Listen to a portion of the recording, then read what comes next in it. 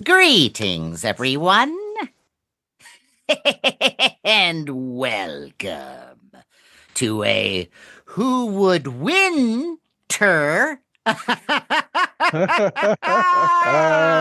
edition of Monster Party. Monster Party! Monster! Well, to be perfectly transparent, James GONIS gave me the "Who Would Winter" line. I just want to give him those props because he wrote that one down. I went, God damn it, he's good. Yep. he just knows his craft. And it's cold outside.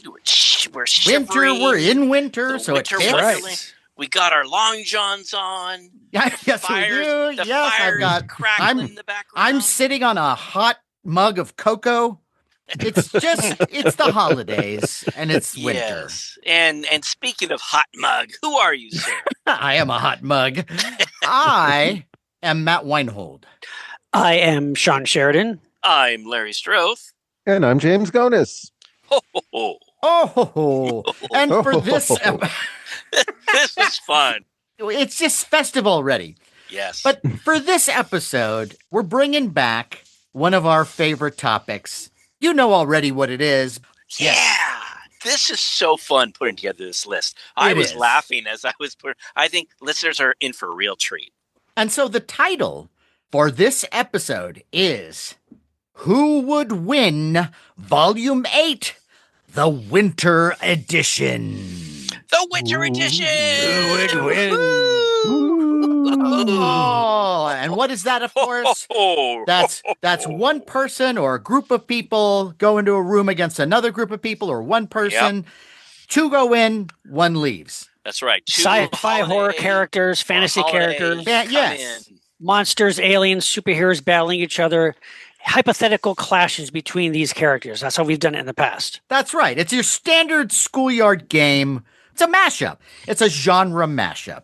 So for this Who Would Win edition, what we're doing is we are trying to make the matches holiday themed. So at least one of the combatants will be somehow holiday related, or maybe both of them. Yeah, maybe And, both. If someone just came up with a really good matchup and it's not holiday at all, that's fine too. It's just got to be a good one. That's all. But Matt, to do this show, we need someone who knows mashups, someone who knows the genre, who's like Mr. Holiday themselves. I mean, who could we possibly get? Yeah. You know what? When I think of Winter Joy, there's only one name that comes to mind. And before I say it, let me just say, our guest for tonight is a great friend of Monster Party, a Rondo Award winner. Yeah, rub it in. Yes. And one of our Patreon benefactors. In fact, if you're one of our patrons and have ordered merch, you probably own something from Biff Bang Pow that he helped create. That's right. And aside from being the founder of Biff Bang Pow Toys, he's an accomplished writer, producer, actor, host, podcaster, voice artist, and pop music expert. Please welcome back the Stu Sutcliffe of our Beatles, Jason LENZI. Jason LENZI! Hey. Hello. Happy holidays to everyone. And Happy holidays. Tiny Tim. We are always thrilled to have you on the show. Well, I'm always thrilled to be asked because it's like a warm hug in a blanket coming on this show, and everybody's always so pleasant and fun. Yes. And we're just talking about stuff you love that's fun, and we need lots more of it. That's going to keep us going when the we do. Yes. Artificial intelligence takes over and destroys humanity. Everything. We're doing this show in caves. Years from now. Yeah, by the time, this show ends, I'll be riding on the back of one of Mad Max's foes' choppers. Leading the Monster Party revolution, keeping everybody safe. So yeah, that's right. Getting on the boat now before the shit goes down, You know what? Well said. Well said. Thank you. But one of the reasons why we wanted to have you for this one is, Jason, you know a lot, and you have to have someone who is knowledgeable about the genre to do this. because that's how you get interesting matches. And I just can't wait to find out what you have come up with. So why don't you start us off? Yes. Okay. I wasn't expecting to start it off, but I will. No, I will. Okay, all right, okay. I'll take the gauntlet. I will do this. Now I'm going to go easy. I'm going to push the boat out kind of gently to make sure. All right. Because this is holiday themed and some have to be, I know, but when I think of Christmas, I always think of Rankin Bass. And Of course, Rankin Bass, yeah. yes. And one of my favorite characters is the Bumble. Well, I call him Bumble, but he's really the abominable snowman. Right. Right. So in a matchup between the Bumble and Oogie Boogie from Nightmare Before Christmas, Oh, yeah. who That's would good. be victorious? Wow, that's a good matchup. Okay, That's a good so one. Yeah. one is kind of more like monstrous and kind of like I need to eat, and the other one is basically a sack of bugs, but he's intellectual. Yeah. Right. To me, it's like the Bumble is kind of innocent and rather simple, and Oogie Boogie is cunning. And I should clarify, this is before the Bumble gets any dental work. Or that Right. sure, No, right, that's sure. what I Right, envisioned. right, right. Yes. Teeth, yes. That is Okay. prime. This is a good one. Ooh, I'll tell you, I would like to see that. I'd pay to see that fight. I would Because too. I'll tell you. At first, I can see them. The Bumble would come in and go, "Rawr," and Oogie would go, "Hey, look at this!" And he'd try to do some song, and Bumble would just like lean being there. forward. Would lean forward and go, and he would literally bite Boogie's neck. But is Oogie Boogie considered supernatural though? He is. Don't Yes, give me this yes. supernatural shit Yes, he again. is. It's a Well, he is, though. Sorry. It's But he holiday. is. He I'm is. not, He does I'm not have- saying he won't win or lose, but I mean, you're right though, Larry. It may just take one snap of Bumble's jaws quickly when he's off guard to get him. But Oogie Boogie is supernatural. Okay, yes, but before Matt goes off on his supernatural thing, I just want to point out that Oogie Boogie is destroyed. Spoiler alert! In Nightmare Before Christmas, Right. and so it's like saying, "Oh, you can't kill a supernatural being." Oogie Boogie, I think he lives in that world, that Nightmare Before Christmas world. Right. And to me, I look at him more as a monster, not necessarily supernatural powers. So this is what I see, Jason. I see, because of the animalistic behavior of Bumble. And I know what Oogie Boogie is. He thinks he's better than he thinks he is. He thinks he's smarter than he thinks he is. And he's going to be all like, "Oh, hey, Bumble, try to get me." And Bumble is literally going to reach out, grab, and like it's like a dog with a new Christmas toy, Okay. and he'll shake Oogie Boogie, and I can see Oogie Boogie. Okay. All right. Yes. Right. We have the whole audio play now. Okay. Okay, but So I'm what I would Does anybody want to counter Can that? I would like to say, so yes, Oogie Boogie is a supernatural being. Also, he is a lot faster from what I witnessed in the movie than the Bumble, because the Bumble was sort of slow. Okay. Yeah. But here's something you might want to think about, and here's something that might aid Larry's case, and that is Oogie Boogie is filled with bugs, right? Yes. Right. Yes. How does cold affect bugs? So Well, but- maybe the cold would kill the bugs unless they're or slow 'em supernatural down. bugs. Or slow him down. Yeah. I mean, so I don't know how cold would necessarily affect these bugs. And does he need the bugs, or are they just like a weapon that he can produce them in his body and then expel them, and then he grows another batch? Right, but isn't the idea of these matchups that each character is put in kind of like a neutral zone, a room where they Right. can both kind of exist and then fight on their own terms? So if you're, So he wouldn't be in a snow. Well, I don't know if environment, you're saying. I thought it's always like put them in one room and a Okay. cage fight. I mean, the Bumble may have very cold, freezing kind of touch to him, maybe, but I don't think it's not like. Well, I just thought it's winter, so we're going with a very cold room. Well, yeah, okay. But yeah, but I know I think it could go kind of either way. Like I said, if Bumble gets a lucky a lucky strike with his jaws and catches Oogie Boogie off guard, then that's it. James, I want to know what you think.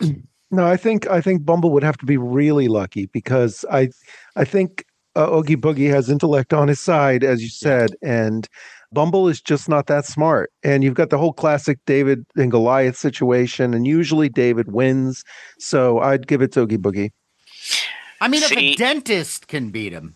Well, now, first of all, they dropped a rock on Bumble's head that made him fall over and he was unconscious. It's not like the dentist went, "Oh, let me take him on." You know what? God forbid we have some fun with this. No, here's another thing you guys are forgetting. And this irks me so much. Okay, what people forget is, hey, what does Bumble like to eat? Reindeer. He has to eat meat. So he's out there getting seals. He's out there getting reindeer. And I know what you're thinking. In the cave, it shows Bumble kind of moving slowly when he's going after Rudolph kind of thing.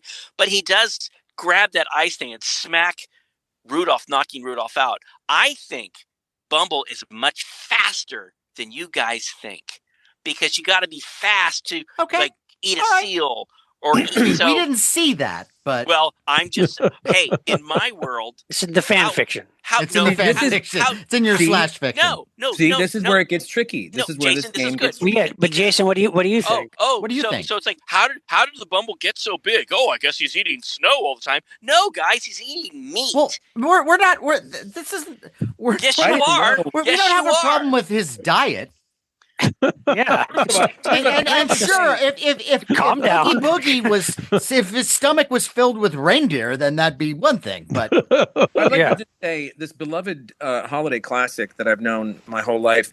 Only today did I learn that he was eating reindeer when we weren't looking.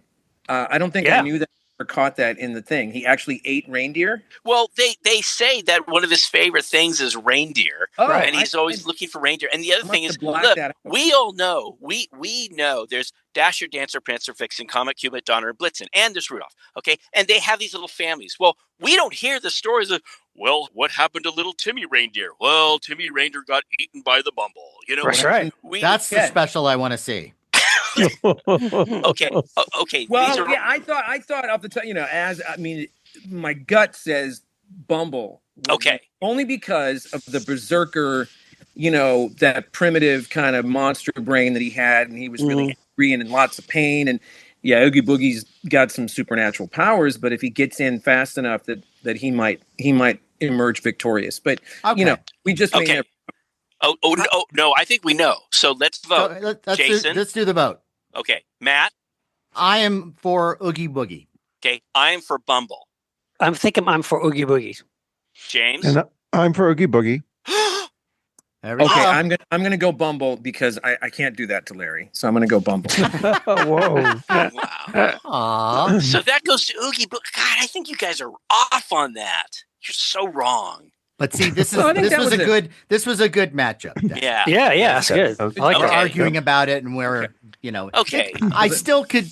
I see your argument. Don't give me your shit. I'm done. You're Oogie Boogie. Jeez, you were done episodes ago. Wow. I'm ready to move on. All right. No, it's so good to be back. Okay, so you guys are talking about monsters. Okay, what if we are. What if it's two humans? Okay, what if we take two bad guys from two classics? Okay. Let's say we take from the 1946 classic "It's a Wonderful Life," directed by Frank Capra. Got it. Mm-hmm. And take Mr. Potter, who is played by Lionel Barrymore. Got it. Put him against the classic Santa Claus is Coming to Town, 1970, directed by Jules Bass and Arthur Rankin. The Burgermeister Meisterburger, and they're both in wheelchairs. Wow. I like guys that. Remember. So now bear with me here while I explain. Now you guys are going, well, Mr. Potter, he's in that wheelchair. And we don't know how he got into that wheelchair, but we know he's been in there for a while. Now the Burgermeister, remember, he breaks his leg, right? And he slips on a toy, and he's in a lot of pain. He's in a wheelchair. So here you have these two bitter guys rolling into this room, and they gotta have it out. 2 guys enter, 1 guy leaves. And of course, the voice of the Meisterburger was done by the amazing Paul Frees. Paul Frees, right? And Paul you know, Frees? Paul. Oh, Yes, very good. So, guys, I ask you, who do you guys think This is a good one, Larry. I like this a lot. yeah, in their wheelchairs? Yeah. yeah. I think it has to go to Mr. Potter because Mr. Potter Interesting. is numb, I'm assuming, from the whatever, like the waist down. Yeah. Right? Mm-hmm. Yes. And I think he's way angrier and evil Yes. than the Meisterburger. Pure evil. But also the Meisterburger has a weakness, as you pointed out. He has a broken leg. So all you got to do is whack the broken leg and we're done. Now, the Burgermeister appears to be younger. Yes, that's true. But yeah. James, what do you think? Yeah, I mean, the Burgermeister had a moment of weakness when he was given a yo-yo. So I mean, he's not his Potter. His So I kryptonite. give it to Potter too. Interesting. Sean? No, I say the Meisterburger will be the winner because Mr. Potter is more frail, and Meisterburger, sure, he might have an injured leg, but to me, he's like Kingpin from the Marvel comics. He's like this big sumo wrestler guy, and he's got a broken leg, but that's not going to stop him. He can smack Mr. Potter across the freaking room. He's just a big burly guy, and he gets angry, and I think he easily could take on Mr. Potter's no contest. Jason? Good point. Well, you've got 2 men with a lot of anger in them, and one of them is more subtle about how he uses it and more weaselly and manipulative, and the other is much more blustery and bigger and louder and, ripe for a heart attack. It's tricky, but I think I'd go Potter because of his deviousness and he'd foreclose on the guy's house or something, and run over his other leg or something. But I would. So 2 guys go in with their lawyers, is what you're saying. It's a banking thing, I think. It's funny. Sean brings up a really good thing, but Matt touched on something that really affected me. And James mentioned this too. The Burgermeister, it's like he's angry, he's irritated, he has that weak moment with the yo-yo. But the other thing too is it's almost like he's relying on other people to carry out his things. To me, he comes off as more of a blowhard, maybe a coward, but having his other people do it. Potter, on the other hand, if we recall that great movie, it's Potter who realizes that Uncle accidentally gave him the money and then rolled up in the newspaper. He had his moment where he could have been the bigger person, made an insult, and, you dropped this, you stupid idiot, or whatever, but he didn't, which shows absolute pure evil. I believe that Mr. Potter in the wheelchair, when the wheelchairs come together, he would do everything he could to strangle. He'd beat that toe or that leg that the Burgermeister did. And the Burgermeister would lose it. He would literally lose it. I think Potter is pure evil. Whereas Potter could punch him in the nuts. Yes. and if it went the other way around, Potter just go ahead. My junk has been dead for years, so yeah. However, do we know that? Is that confirmed though? Well, no. But it's like maybe he's just here's got the a thing, bad you don't see him leg. move his legs. You don't see him move his legs. We're assuming a lot, but also he's the kind of guy who he's holding on to dear life as long as possible. He's such an evil guy. It's like such a miserable, probably the worst type of human being ever. You know. And the Burgermeister has that leg. Yeah. He does have the leg. You just keep hitting that leg. Yeah. And he's not a healthy man, let's be honest. I mean, Burgermeister's really cholesterol. He's been eating a lot of sausage, a lot of kielbasa, sausage, and strudel. And beer. Strudel. Kinds of beer and strudel and straightens me out like a pretzel. Wiener Schnitzel. If you think about it, when you look at all of imagine it's some kind of German or Austrian town. Everyone's rather slim except for him. So he's like that. So he's out of shape. So we got he's eating his family. So who do we think? So Matt? I'm definitely going with Mr. Potter. Okay. James? Potter? Sean? I'll be the standout. I still think Burgermeister Meisterburger could Okay. smack him in the head. Jason? I'm going Mr. Potter, you son of a bitch. Yep. And I'm going with Mr. Potter. Right from the too. original script. Arr. That- Right from that the line. original. Oh, yeah, son of a bitch. Well, Son of a that's bitch. he has such great evil lines. Look at you. You used to be so cocky. Run. You Run, are going George to conquer Bailey. the world. You once called me a warped, frustrated old man. But what are you? A warped, frustrated young man. Like that's a Miserable bad little thing. clerk. Miserable little clerk crawling on your hands and knees, begging for All right. Okay. We're not going to Okay, I'm recite the whole It's a fucking one man movie. show here. Okay. So, All right, so that's I think good one. I think so Mr. Potter wins. Yes. We get this. We get it. Okay. Sean. All right, Sean. All right. Here are two, I think, well matched characters. How about the Babadook Okay. versus an elf on the shelf? Yeah. Nice. Two children's Ooh. story characters that lurk in your house. Ah. Yes. The Babadook is supernatural, but I would say the elf on the shelf is too, because the elf on the shelf spies on you all year round. He spies on the little Ooh. kids.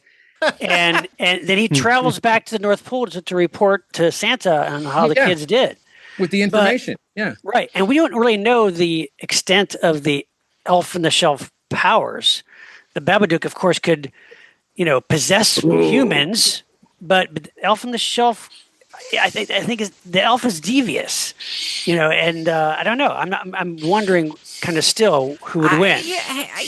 When your power is that you are on a shelf, I just like, does he use the shelf as a weapon? I don't know. I mean, I just feel like, yes, there are these weird spiritual, psychological ways that you can defeat the Babadook, but I don't know. If his only power is he's going to tell on you to Santa, I think the Babadook would go, I'm fine with that. But see, the thing about it is you've never seen your elf on the shelf move. Right, So- it like sneaks They're around. very Like slow. it can. No, Well- they're fast. They're like the angels. Okay. They're like the angels in Doctor Who. They move when you're not looking. Oh. So And- you know, And so don't that little plastic smile fool you. yeah. I won't, Larry. To me, I would say the only way maybe the Babadook could do it is it possesses a human and has the human grab the thing and just tear Throw it in apart the fire. elf. Throw it in the Oh. fireplace. Oh, Yeah, it's that's the where I little- think Which he could do. Felp. That's where I think the Babadook Yes. gets the edge. But when I think of all the elf on the shelf, the history and everything, it's always kind of unsettling too. Yes. Thing where because you are sort of, if that's your bag, elf on the shelf land, he's looking into your soul. He's keeping an eye on you, just like the Babadook does. The only Right. real edge the Babadook would What? have. The edge the Babadook would have is that he can actually possess a person. Where the elf, Yeah. Maybe he elf could possess the possess elf. your conscience, but he could possess the elf and No, off the shelf, commit suicide. he can't. No, I don't think he can. I don't think he can possess the elf. How do you know? How do you know I what it don't can think- possess? Oh, so the elf on the shelf is, hey, I'm a regular human being. No, he's Well, it's a supernatural. thinking living creature. What, the elf on the Sentient. shelf? Yes, if Well, he yeah, travels, well- if he travels to the North Pole, then to report to You don't- Santa about the. Yes, you don't think he uses some kind of elf magic? Yes, he does. But you But we So- don't know what that is. yeah. But We got but- it's just the information that we have that we can base yes. this on. So doesn't that make the elf on the shelf somewhat supernatural? Well, no, yes. Yes, I'm but so saying far- it is. So far, his only powers are to tell on people and to look at you. And apparently now to wear all kinds of outfits. There's loads of outfits you can do. Elf on the Become is a elf on fashion the shelf trend, too. still just as big as it was? Bigger. I don't know. He's bigger than ever. Yeah. Oh my god, Yeah. it's so He's big. got friends. He's got a pony. Yeah. Does Very everyone big in here? Japan. Does everyone here have an elf on the shelf? I know we No. do. No. No. I mean, No. You we don't have one. We had. I remember one as a kid that was pretty beat up, and that The and every now and Babadook. then it would move. It would move. Oh no, yeah, okay. If we're talking that, then yes, I do have a toy elf that I put on a shelf. So I guess, yeah, okay. Right. I know. I think maybe for me, I guess I would say ultimately probably the Babadook because we don't know also the extent of the Babadook's powers as well. That's You true. know. So and it is much scarier. Elf on the Shelf, like Jason said, is more unsettling and creepy, but Babadook is genuinely terrifying. Terrifying. Malicious. The elf is more like Bad Ronald. Yeah, yeah. But I think the Elf on the Shelf is just a supernatural, and I think, let's see, if they got in the room together. I mean, it's like then I have to ask, like, what would the Elf on the Shelf do? He can't just stare at the bottom. Right. No, they have to fight. Right. In some ways, whatever their fighting methods are. So let's face it, the Elf on the Shelf, when you have him stand, he's what, 12 inches? Yeah, about probably. But the Babadook can kind of grow. It grows from it can cover the entire ceiling. That's and the other scare thing you and fuck with your head. Yeah. Are we taking a vote? I'm sorry. Let's take a vote. So. James, what do you think? Babadook. Elf is more passive. Babadook is, malicious and aggressive. So I'll give it to Babadook. Okay. I'm Babadook. Yeah, I'm going Babadook. I wanted to go with Elf, but I can't. I have to go Babadook. All right. So the Elf on the Shelf, don't let that affect our relationship. Don't write any letters. Right. All right. Cool. Nice one, Sean. Nice one. Sean, you were Babadook too? Yeah. Okay. All right. So Babadook wins. All right. Babadook. Will you do the Fandango? James, give us one. Give us a good one. Okay. Stripe, the evil gremlin. Right. Ooh. Christmas, versus Edward Scissorhands. Ooh. That's good. I like that. What a matchup. This is really interesting. Okay. Because, I know. Stripe has the speed and the agility, and he's smaller and he can get around a lot faster. And he does have those claws. He's kind of reptilian. Yes. Edward Scissorhands is a slower moving person, but he does have those scissor hands. But he also, uses. I mean, he's got speed too. The way he with the hands. Yes, but his problem is he has empathy.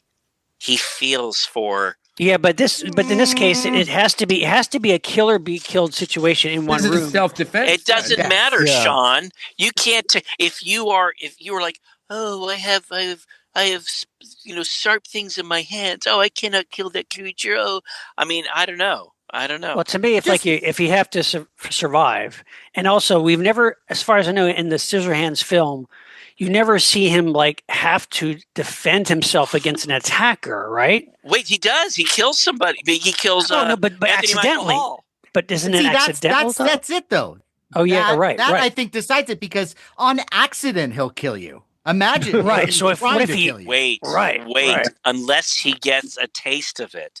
And Edward Scissorhands says, and you know what? You're right. Blood. He goes, I saved my girl by killing this guy. It was an accident, but now I must kill this reptilian creature. Yeah. The first one's the hardest, and then after that, it gets easier.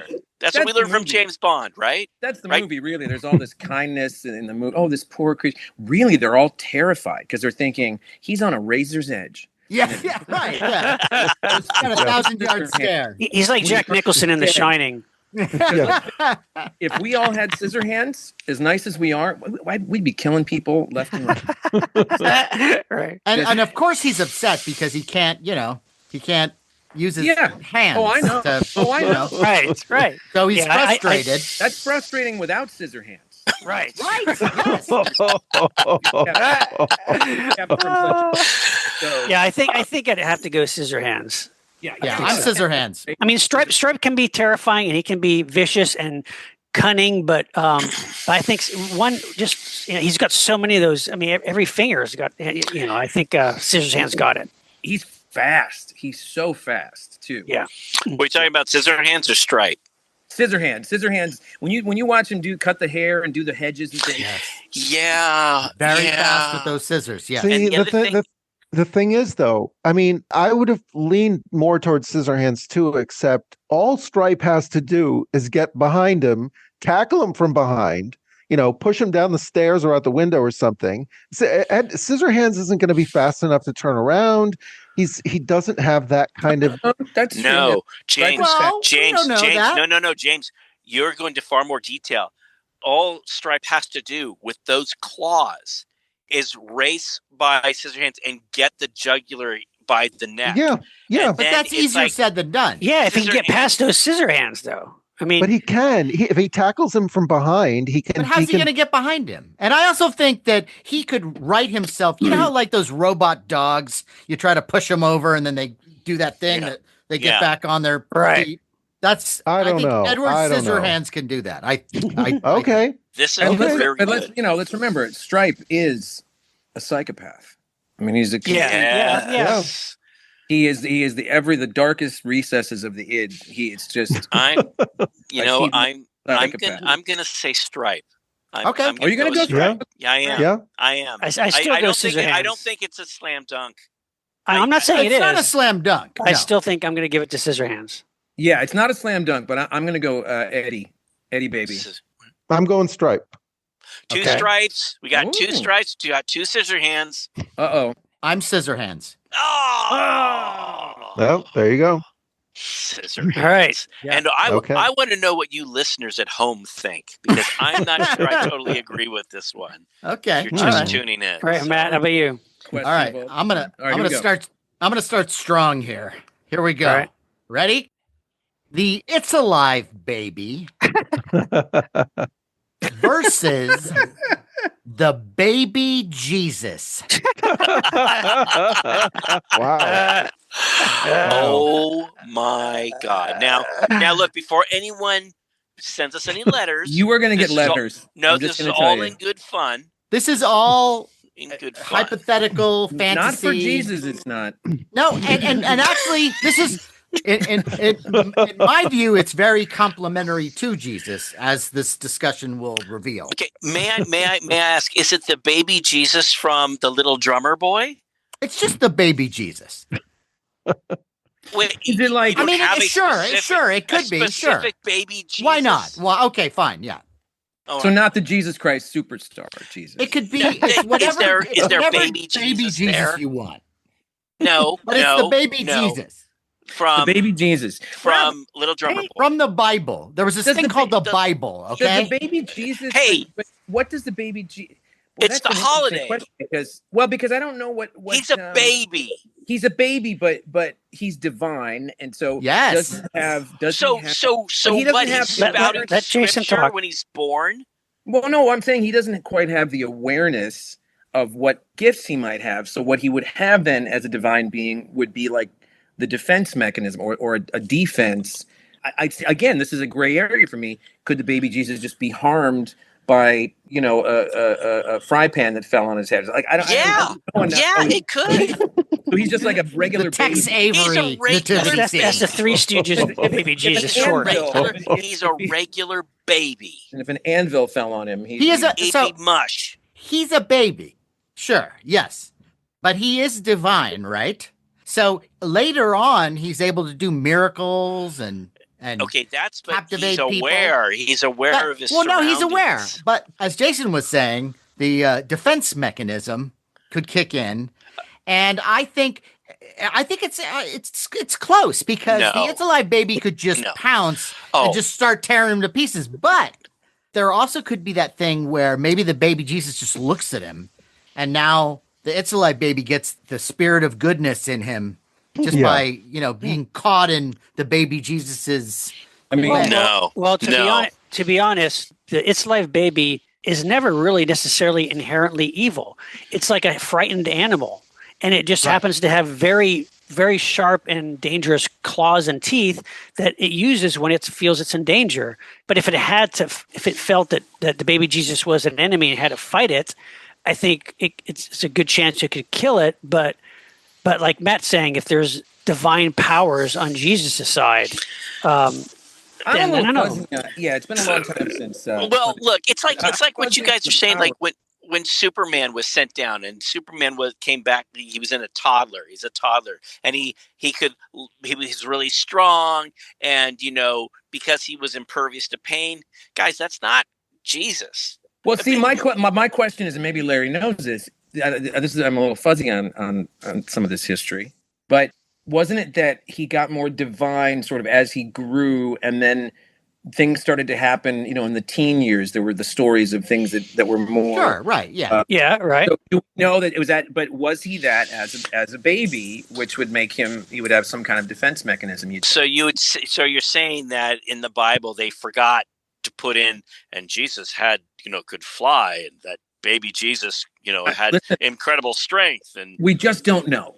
We're still well. That's not what the Bible says. Well, sir. There's a new version coming out, and there's going to be some stuff. Okay, The Classics Illustrated. The Classics Illustrated version. Look, I think this is all fun and dandy. Also, what does this got to do with Christmas? I'm kind of fuzzy on that. That's the baby Jesus, and nothing says holiday like that. Right. I think what most likely would happen is it would be a stalemate because, but ultimately the It's Alive Baby would lose because I think the It's Alive Baby put in this room already is freaked out that why am I being put in this room? And he sees this baby and he's just like, that's got to be bad for me. So attacks the baby Jesus or wants to attack him. And then baby Jesus just gives him the, lays the divine spell on him. Yeah. And next thing you know, the It's Alive Baby's like, yeah, no, I get it. Right. Merry Christmas to all. Yeah. I don't know what book you're reading, buddy. I don't know about that. The one I wrote this afternoon. Hey, the whole reason why Mary and Joseph had to leave was because Herod was gonna. Herod was baby? They had heard that a savior's coming, so they're gonna kill all of the babies that are born, and that's why Joseph and Mary they leave to go to Bethlehem. Right. And how does this affect the fight? Because their baby was in danger. If they had a super powerful, flying strength, powerful baby, they go, well, who gives a shit? We'll just have our baby. But see, they're just being good parents. No, but the thing is, like when you talk about Superman, the kid doesn't know until the truck starts to fall, like in the movie, let's say. Mm-hmm. Yeah. And then all of a sudden, the instinct is to go yoink and grab the bumper and save the day. But maybe the baby had some juice, that we didn't know about. That maybe if in the moment, all of a sudden it's like yoink, it comes out. It comes out in the right. Yeah. Well, see, it's a good matchup though, because it's a good matchup. Yeah. It's a good matchup. I mean, so what do you think, guys? Makes me James, knowing that even if baby Jesus was, innocent and couldn't really defend itself, I've seen enough Omen movies to know that, if Satan was protecting Damien, then God would be protecting his son. So shit would happen to the It's Alive Baby. Right. So could be. Oh my God. That's a very boy. I gotta. All right. Okay. Do we have a? So we beat a dead horse here. Okay. So Jason, why is it beating a dead horse when we're discussing my topic? Yeah. Like how about just wow? Yeah. I got to tell you, I'm going Jesus. Jesus is just all right with me. James, there you go. James, Jesus, Sean, Jesus Christ, Matt, JC, all the way. See, I'm the it baby. Wow. Totally, Okay. I think wow. have a chance. Merry Christmas, everybody. Yeah, I guess we know who's going into heaven on this show. Yeah. But guess what? I'm going to get underneath my Christmas tree. Figured out. Yeah. I guess we're the four wise men. I feel like I should also interject here for a second that I think we would be remiss if we didn't point out that talking about schoolyard debates as a classic South Park short, which was really the pilot for the South Park series, where the kids argue who would win, Jesus or Santa Claus. And then Jesus and Santa show up and fight it out, and it's fantastic. No, great, classic. True. Yep. True. About that. But who doesn't want to see a baby on baby fight? Come on. Sure. Let me fight. That's a good one. Yeah. Well, you can send all your emails and letters to Larry Stroth here at Monster Party. Why are you getting my letters? Oh, because you think baby Jesus is going to win. Oh, I see. Baby Jesus. All right. I'm gonna. You know what? Maybe in my little manger, I'm gonna put the little "It's Alive" baby. That's what I'm gonna do. That'd be great. And is Michael Moriarty going to be, or not Michael Moriarty? Who's the guy who's his father? Well, in the original, it's John P. Ryan. John P. Ryan, yeah. So Right. that would be Mary- great. I would like to see that nativity scene. Was Yeah. Michael Moriarty in the second one? No, he was in the third one. The Third one, that's right. It's That's Alive right. 3, Island of the Alive. Merry all of them are Christmas, great, by the everyone. way. Got started. I love all those movies. Me too. Yeah, it's Michael Moriarty. He got started. He was in Bang the Drum Slowly with De Niro in like Yeah, and then he just went off and fantastic. he did like the most. Yeah. He had like the most wacko career. strange career. Good Yeah. stuff. But Yeah. strange. And brought class to every weird film. Like all of a sudden there's this Michael this Moriarty great versus method Jason. actor. No. Well, speaking of class, Jason, it's your turn to All right, take us out of this whole Go. baby Okay, Jesus. so we're taking it's I'm alive, taking baby. a bit of a turn here, and this is going to Okay. get ugly. Okay. It might get violent. Ricky Chapman, the lunatic younger brother, now adult brother in Silent Night, Deadly Night 2, Mhm. Mhm. who, as we know, goes on a diabolical rampage, Right. Mhm. versus McCready from The Thing, 1982. Ooh. Oh. Hmm. Wow. Hmm. Hmm. Interesting. Hmm. Christmas I on haven't- Hold and raw violence from both. So you discuss amongst yourselves. Well, this, I have to admit, I have not seen Silent Night, Deadly Night 2. So, and I'm Have you ashamed to seen the admit it, first but one? the first one I saw. So it's basically the same kind of modus operandi. Yeah, Yeah, lot, yeah. lot of Okay. killing, lot of killing. but he's a straightforward psychopath guy, right? Yeah. But McCready, to me, he can survive in the Arctic. You know, he's just more seasoned of a survivor in hostile situations. What's the killer's name again? Silent Night. It's Ricky Chapman. Rick. Okay, so Ricky, yeah.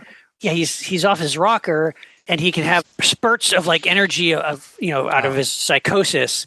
But I think McCready's smarter and more clever and assess the situation better.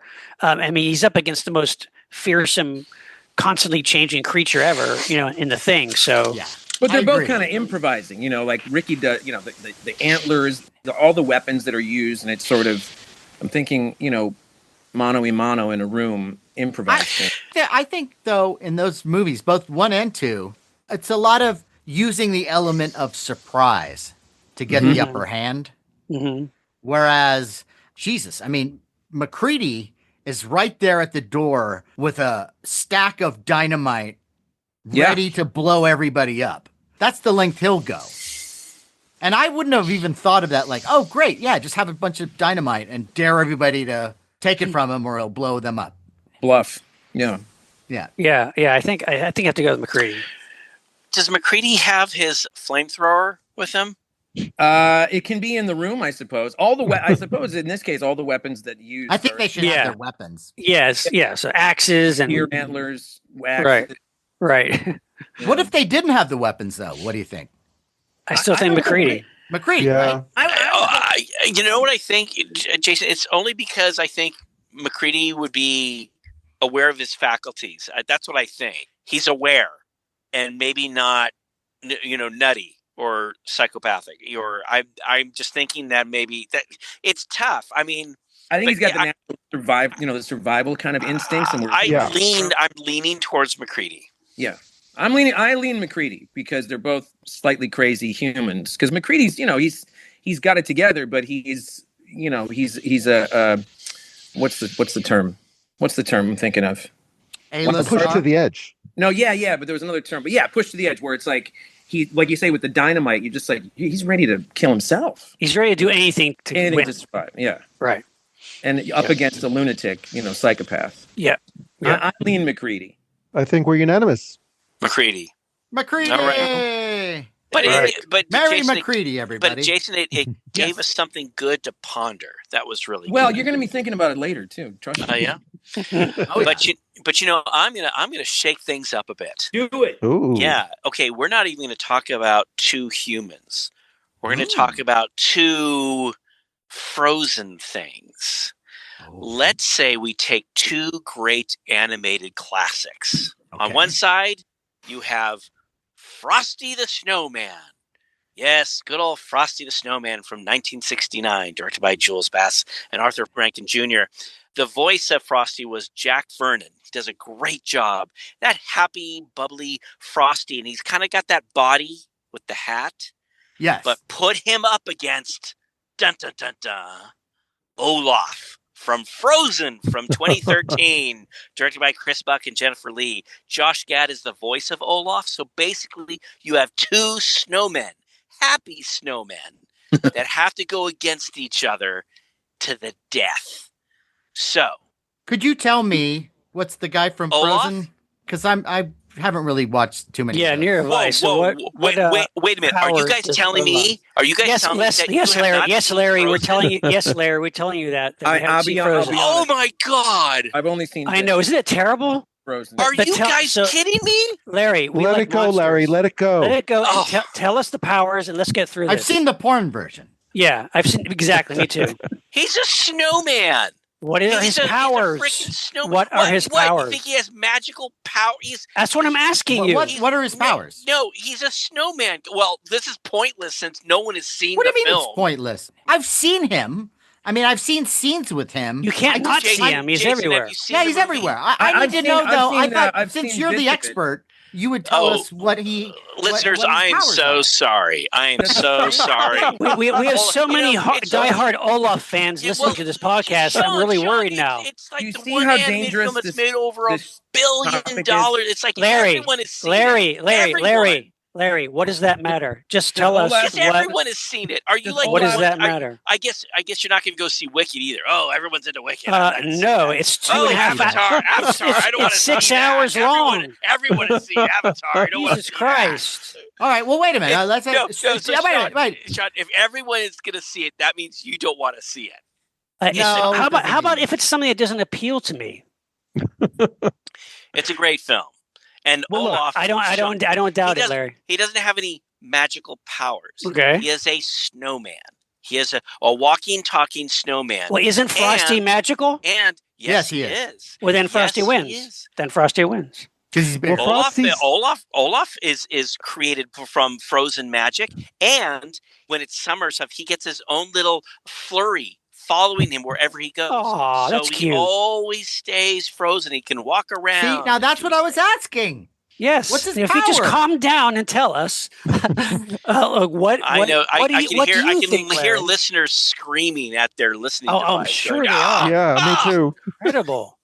He's also Incredible. he sings, doesn't he? Doesn't he sing too? Doesn't he? Oh, Yes, he's a of course singer, he too, sings. yeah. So does But Frosty, Frosty does sings too, too. yeah. That's They what I'm saying. both- Maybe they could have here you a have sing-off two and happy just try to kill snowmen. each other. Oh, singing competition. Good. See, Okay. the funny thing is, See? Olaf. I'll go Frosty. Olaf is shaped. He has a ball body and like an oblong head and little oblong arms and legs, but they can go out and in. Whereas Frosty is just like a big body. He's like a big body. With But if the two of them are magical hat. fighting, who do you think would win? Yeah, that's what I wanted to know, and I thought we would have a great discussion about that. Well, But since I've nobody's seen What? pictures of Olaf, and Frosty has girth. Frosty's big. Between the two of them, I don't think it'd be much of a match. I think Frosty would just clobber Olaf from what I've seen, unless Olaf has some hidden advantage we don't know about, right? Yeah, like if Olaf had a flamethrower. Right.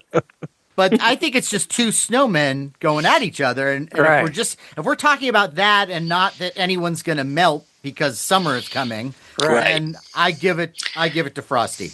Yeah, me too. I think you're gonna do Frosty versus Jack Frost, the evil snowman possessed by the serial killer.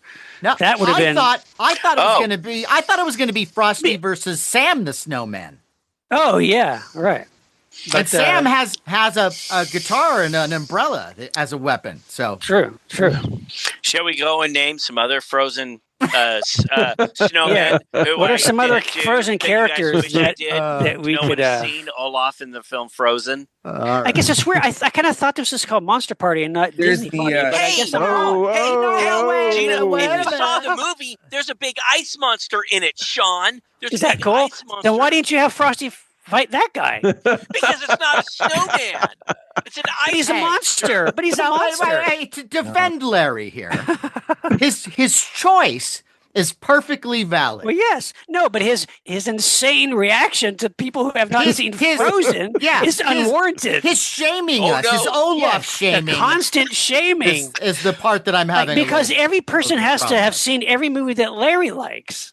Well, I would say this holiday, Sean, I would say you and your lovely wife cuddle up with some cocoa and watch Frozen on Disney Plus. I think I'll watch Terrifier 3 first, and then maybe I'll watch Frozen.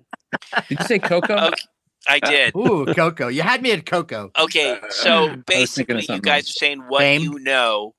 You say Frosty is what you would say. I'm Frosty. Yeah, Frosty. Yeah. Yep. Jason? Well, I feel bad because I've seen some of Frozen, but not enough to really comment. But I'm going to. You're going to what? Here's what you guys are forgetting. So Frosty can only be alive with what? A top hat. Now, what happens if the top hat falls off or gets knocked off? He melts. No, he's not alive, is he? He's not alive. So basically, Olaf can do his little and throw a snowball, knocking off. But isn't it the same with Olaf? Is that if nobody sees, if nobody watches the movie Frozen, Olaf melts. No. Yeah, if no one sees the film, he doesn't exist. No. Olaf if can a only tree survive falls in the forest, where he can only survive where it's cold. But if you would have seen the film, Sean, you would know that Elsa grants him this little flurry. Who's Elsa? Oh my God! Is this the one about the mad lion who dies? And then ladies and gentlemen, I am so sorry. I'm so sorry. Well, Frozen is a movie. Yeah. Okay. So look, let's just get through this. I say Olaf would win because he would knock off Frosty's hat. Frosty would become no longer alive. It's a good argument. It's a good argument. No longer be alive, and I Olaf forgot would go, about he's not alive anymore. And I'm changing my vote. I forgot about the hat. I'm gonna go with Olaf. Okay. I am sticking with Frosty because I think that he'd never even get close to the hat. Okay, James. Right. Yeah, Frosty. Yep. Okay, 2 Frosties, 2 Olafs. Sean? Frosty. Frosty wins. Boom! Frosty wins. I didn't realize it was a competition as far as who has to win most votes. I thought it was. It's not a competition. It's just voting. Then why are you so upset? I'm not upset. I thought this was fun. Yes, loads of fun. All right, who's next? Wow, great. Sean, you're next. This is the kind of stimulating. These are characters. To Shawn Sheridan. Please, gladly send them. These are 2 characters from movies that I've seen. Okay, here we go. Ready? Okay, we might have not, but okay. No, you have. Okay, how about Hellboy? Hellboy. I said the Guillermo del Toro version. Okay, right. Mm-hmm.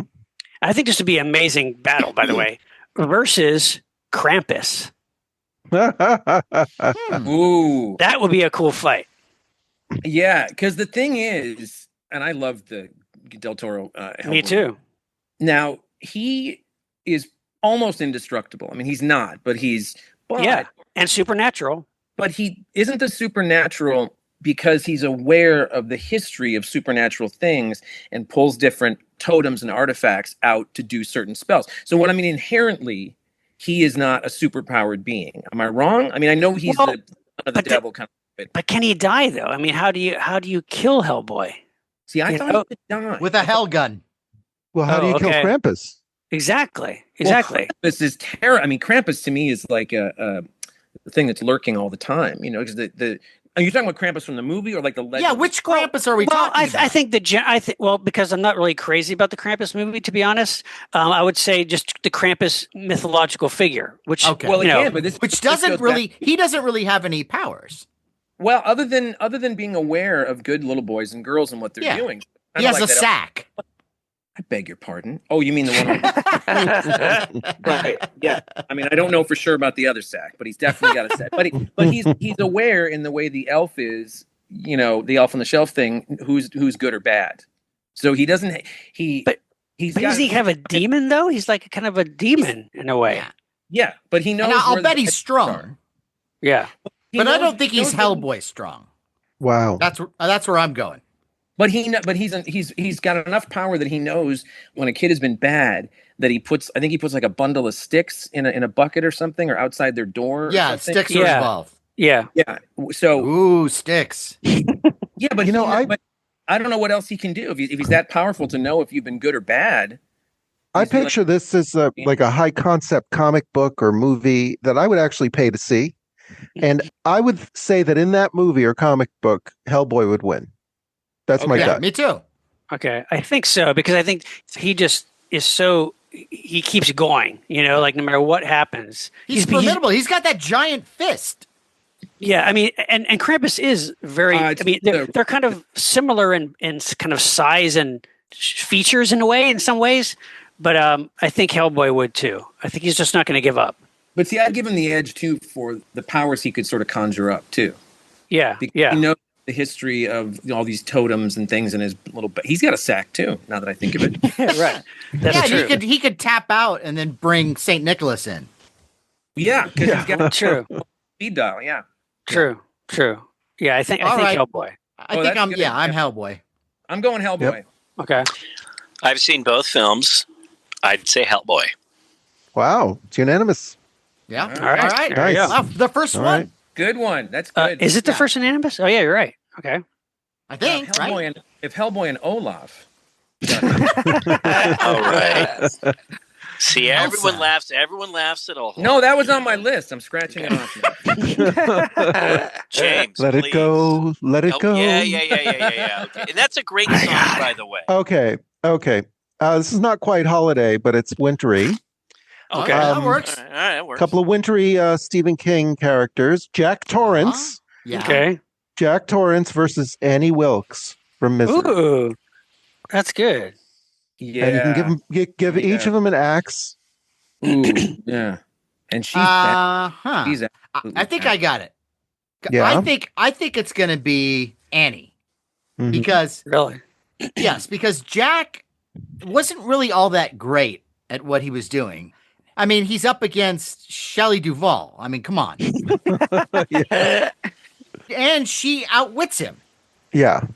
So for him to be successful, a lot of times he needs to grab Grady, or it's just like he's not that good. Also, I mean, Annie Wilkes is she's a psychotic, but Jack is being influenced supposedly by supernatural forces, right? Yeah, for sure. I think Annie is way more formidable. I think she's strong. She's super crazy. And never underestimate crazy like that. Yeah.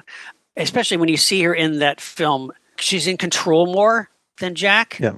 Yeah. So, Jack is a little confused. Yeah, Yes. you're right. Yeah, He yeah. is. Yeah, you're right. He's deranged and confused. Yeah, I think you're right. I think Annie Wilkes. And if you really wanted to kill the kid, if you really wanted to kill Danny, why even go into the maze in the first place? Why not just wait? Yeah, He's out in the true. snow. Where's he going to go? True. Kid's got his only one exit, so yeah. Yeah. Just wait out there. Yep. All right, there we go. Jason. Yeah. Jason? I'm gonna go Jack Torrance. Really? Wow. Why? Okay. Yeah, I was Because I think there's a possession thing involved, and cut his arm off, he's gonna keep going. I think, like you say, going into the maze. I think it's just the single-mindedness sort of. I think it'd be tight. I think it would be a tight fight, but I'm gonna lean toward Torrance just because of maybe the ghosts and goblins he's got on his side. Maybe. I'm going to say Jack too. Wow. I'm going with Jason. All right. Wow. So what do we got here? We got 3 and 2. And Annie wins. So, because I'm Annie Annie. wins. Yep. Yeah. Because no matter what, despite the fact that he is being influenced by supernatural forces, he's still human. Yeah. Yeah, that's true. Yes, True. Yes, but less human than her. All right, but that was a nice little Stephen King nod, James. I loved it. Very nice. Very, very Okay. nice. Matt? All right, Matt. Matt. All right, here we go. This one's a little unusual because I'm not sure if all you guys have seen this movie. I'm assuming you have. I'm not sure about Jason, but maybe. And How dare you? So here it is. The Bogeymen from Babes in Toyland, aka March of the Wooden Soldiers, versus the Morlocks from the Time Machine. Oh yeah, Wow. that's a good. Oh, that's a good, good yeah. one. Yeah. Is this a good time to There- say how much that movie scared the living crap out of me? Not the Time Machine, the Babes in Toyland. Yes, Yeah. absolutely. Watched it every year, knew it was coming on, and it still gave me the willies. Me too. Yeah. Really? Just- Yeah, I don't know maybe it was the Bogeyman. And Barnabas. Barnabas is creepy as Yep. shit. Barnaby. Barnaby. Yeah, right. Barnaby. Yeah, Oh. yeah. I agree. I mean, those boogeymen were scary. They were threatening. They were Yes. really, It's funny. A lot of Laurel and Hardy. Not to digress, but I felt that with a lot of Laurel and Hardy stuff as a kid, where it was funny, and I knew it was funny, and I knew why it was funny, but there was a darkness to it. A lot of it. Yeah, Uh-huh. yeah. You remember when that's what I like. they get smushed and they're just a head on the ground with a Yeah. Great stuff. Freaked me out. So, boy, this is a good one. The Bogeyman. Because they're similar. The Morlocks and the boogeymen are similar. Yeah. Like, Yeah. Scary. They were scary. This is good. Lurking in And the they're like dark wolf caves. men, you know, they Yeah. or little more agile yetis. You know what though? I think the boogeymen have it because the Morlocks are they're out of shape and they're Yep. cannibals, but they have to sneak around and There you go. Yep. the Eloi are so they're so easy to Passive. to corral and to capture and to overpower. The boogeymen, like, they go after you. They're vicious animals. Yeah. Yeah. Well, did you say that about the Morlocks where they could? Well, didn't they have a thing about sunlight, or am I wrong about that? Where Well, No, They they don't do. like Yeah. they don't like light. they don't like. Right. But let's say, just for argument's sake, the room that they're fighting in is dimly lit. So Yeah. It's a neutral setting, so they should be comfortable in the setting that they're fighting. But the actual fight, I think the boogeymen have it. I like this. This is a good one. Yeah. My first thought was the Morlocks, because I thought the Morlocks might be more intelligent, but I think Sean is right. You know, they are a little. You know, they're slower. It's like herding a bunch of sheep. Yeah, Whereas the boogeymen are just. I mean, kids, and when they attack, I mean, they're like everywhere. They raise the town. And what I love, it's funny. I love that film because yes, there's Me too. danger, there's scary things. So, you know, there's a Mickey Mouse, live action Mickey Mouse. Yeah. And every time I see it, I go, "How did they do that?" Well, I Yeah. know Isn't it a now, monkey? but Isn't it a yeah, monkey? yeah, but it doesn't look. It looks like it's a little But person. it's like But Mickey Mouse. Even Yeah. that's disturbing. The way the mouse. That's true. That's true. I It's so love the weird. Mickey Mouse because the Mickey Mouse does these things to the boogeyman. Yeah, and yeah. they are scary. Oh boy, Matt, it's a good one. I'm I leaning haven't thought of boogeyman. the Bogeyman in. We're gonna watch that this Christmas for sure. Wow, that brings back a lot of memories. And the wooden soldiers, they do some stop motion. Yeah, you know? yeah. Yeah. I mean, they're so cool. And then It's a great movie. Great the movie. soldier, there's one Great that movie. loses its head. Yeah. It's so great. It's so cool. I Well- loved it as a kid. See, I'm also going to go for the bogeymen because another thing you got to remember about the Morlocks is that all it took was someone to hit them once. Do you remember? Yeah, They have glass jaws. Yeah. Like, True. I forget who hits the Morlock. It might have been Rod Taylor. Mhm. But Yeah, hits him, the guy falls down, immediately blood is gushing from his mouth. Right. Well, he got him Glass good. jaw.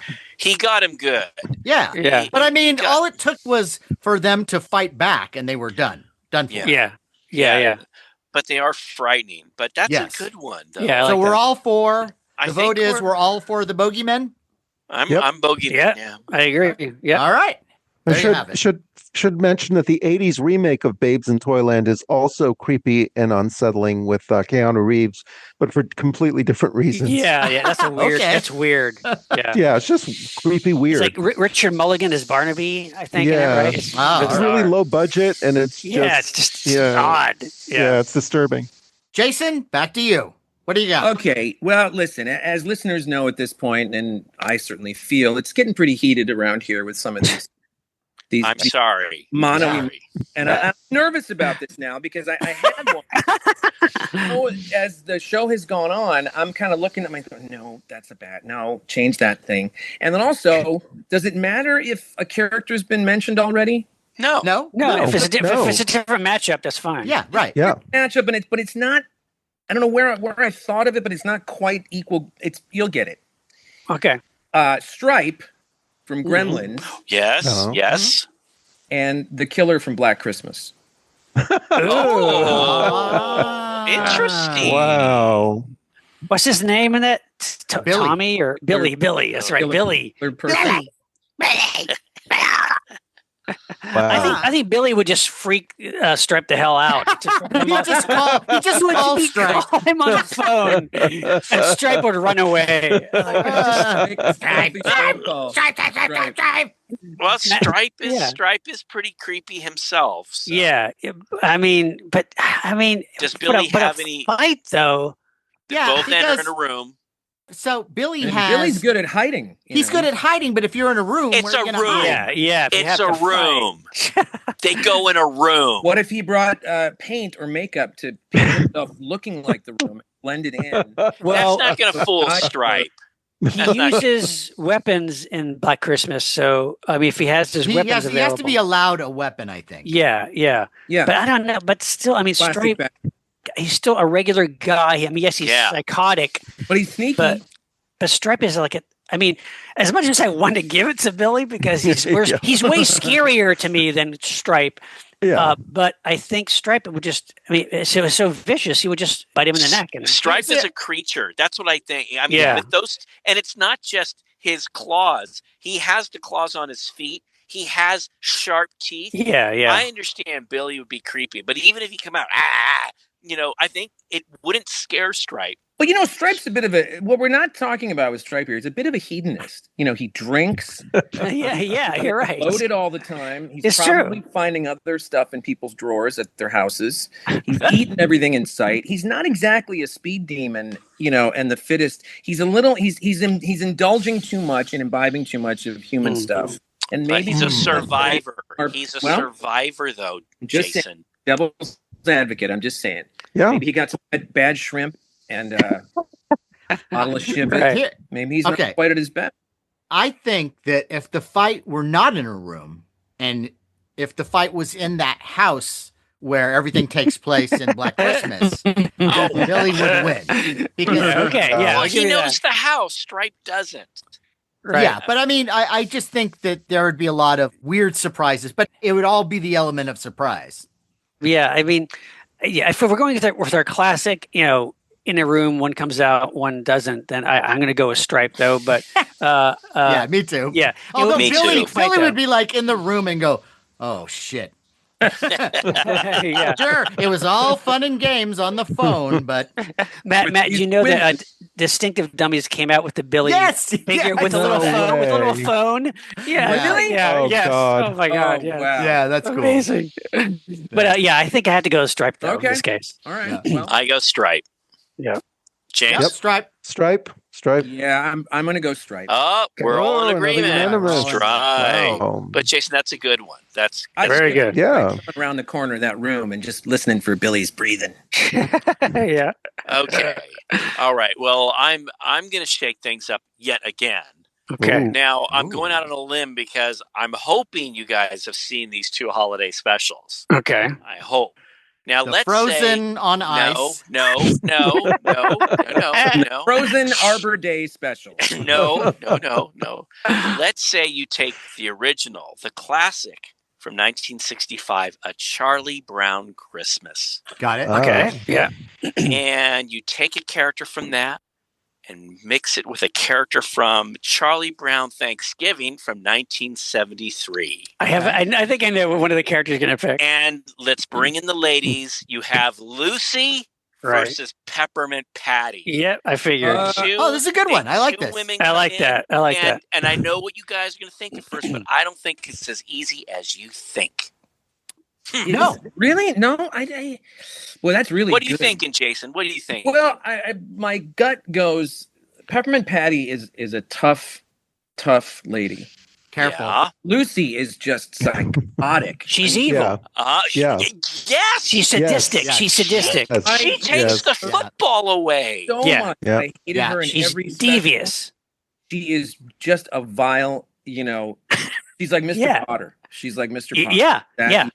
Boy, that's So we're talking like, fisticuffs kind of thing, or But whoa! This is no Olaf story here. No, this is good. This makes you think. No, it does, and I agree. My gut says Peppermint Patty because Really? I think Peppermint Patty just seems to be tougher. Yeah. And I just get the feeling like Peppermint Patty has at least been in some fights. See, I don't think Lucy has. No, But wait a minute. Hold on. That's my gut. So maybe if Peppermint Patty just charged Lucy, then maybe. But then I think about it and I think, yeah, she's pure evil. She has guile. She does that whole psychiatrist booth thing. She's nasty. She'd get in Peppermint Patty's head. Yeah. If she got Peppermint Patty in a headlock and say, "You think you're pretty? You're not pretty. You're She would not start with nobody likes you. I can see this." She would not start with the physical thing. She would get inside her head. Yeah. She would, I've told so and so that I'd spread rumors about you, whatever. Give her an eating disorder, something. Peppermint Patty would start Your crying. father never loved you. Yeah. Right. Ooh. Also because the difficulties and the kind of the chaos that Peppermint Patty causes, like in the Thanksgiving special, are not. She's not aware of it. She's not purposely trying to make Charlie Brown's life difficult. No. She kind of goads him to, like, come on to our Thanksgiving gathering, but she's not doing it to be evil. No, she's not evil. She is more tomboyish, so maybe tomboyish in that way. Yeah. But I still think Lucy would. Sir. Yeah. She would think of some way that Lucy would still think of some way to get her. James, I want to know what James thinks. I was thinking Lucy too, but now thinking about it, I think that Lucy, at the end of the day, even though there is the mental manipulation and the cruelty and sadism, Lucy at the end of the day is still, the way she sees herself, there's a little bit of vanity, and she sees herself still as a girl. I think Peppermint Patty sees herself more as a tomboy. Peppermint Patty has climbed trees, skinned her knees, gotten into fights. Peppermint Patty has that kind of fisticuff experience in my book, so I give it to Peppermint Patty. Jason? That's well argued. Yeah, Jason. Yeah. I'm going to go... and also, Peppermint Patty has a sidekick. Was it Marcia? Well, it's Marcy. Marcy. She's not allowed in the room. She's not allowed in the room. She doesn't come until she's not in the fight. No. She's not in the fight. What I'm saying she doesn't come until 73, so she's what not I'm saying there. Is whatever shit Lucy's given her, she's secure enough that maybe she would just kind of move past it, the psychological stuff. And if we're talking pure physical, I'm going Peppermint Patty. See, I think what Lucy would do is Lucy would say, "Hey, where's your friend Marcy, Peppermint? Oh, here she is." And she takes out her severed head and shows it to Peppermint Patty. And then she gets all freaked out and then she kills Peppermint Patty. You can't bring a head into the room. But I'm kind of with Sean. I think on the surface, it seems like Peppermint Patty because maybe she does the sports, the tomboy. But I do think that Lucy sees it as, I'm going to destroy her. I'm going to get her just like I destroyed Charlie Brown and everybody else. And I make them feel terrible. And I think that Lucy would manipulate. And also Lucy's not, it's not like Lucy doesn't do sports. Like she plays baseball too. So it's like, I don't think that she would be a wallflower, just try to be mean and then get beat up by Peppermint Patty. I think Lucy would kill Peppermint Patty. I really do. I do too. Yes. Peppermint Patty, I think, is physically stronger and tougher, maybe. But I think Lucy would do what she does with Charlie Brown with the football. She'd go, "Peppermint Patty, I don't understand why we're fighting. We should be friends." And right as she's saying that, she punches Peppermint Patty in the vagina. Or goes right for not any kind of fair fighting at all. Right. Or if Peppermint Patty gets her and she's in a corner, Lucy will go, "Okay, you beat me, you leave." Yeah. And Peppermint Patty turns looks her in the eyes. And then Lucy would run and jump, gouge her eyes out. Yeah.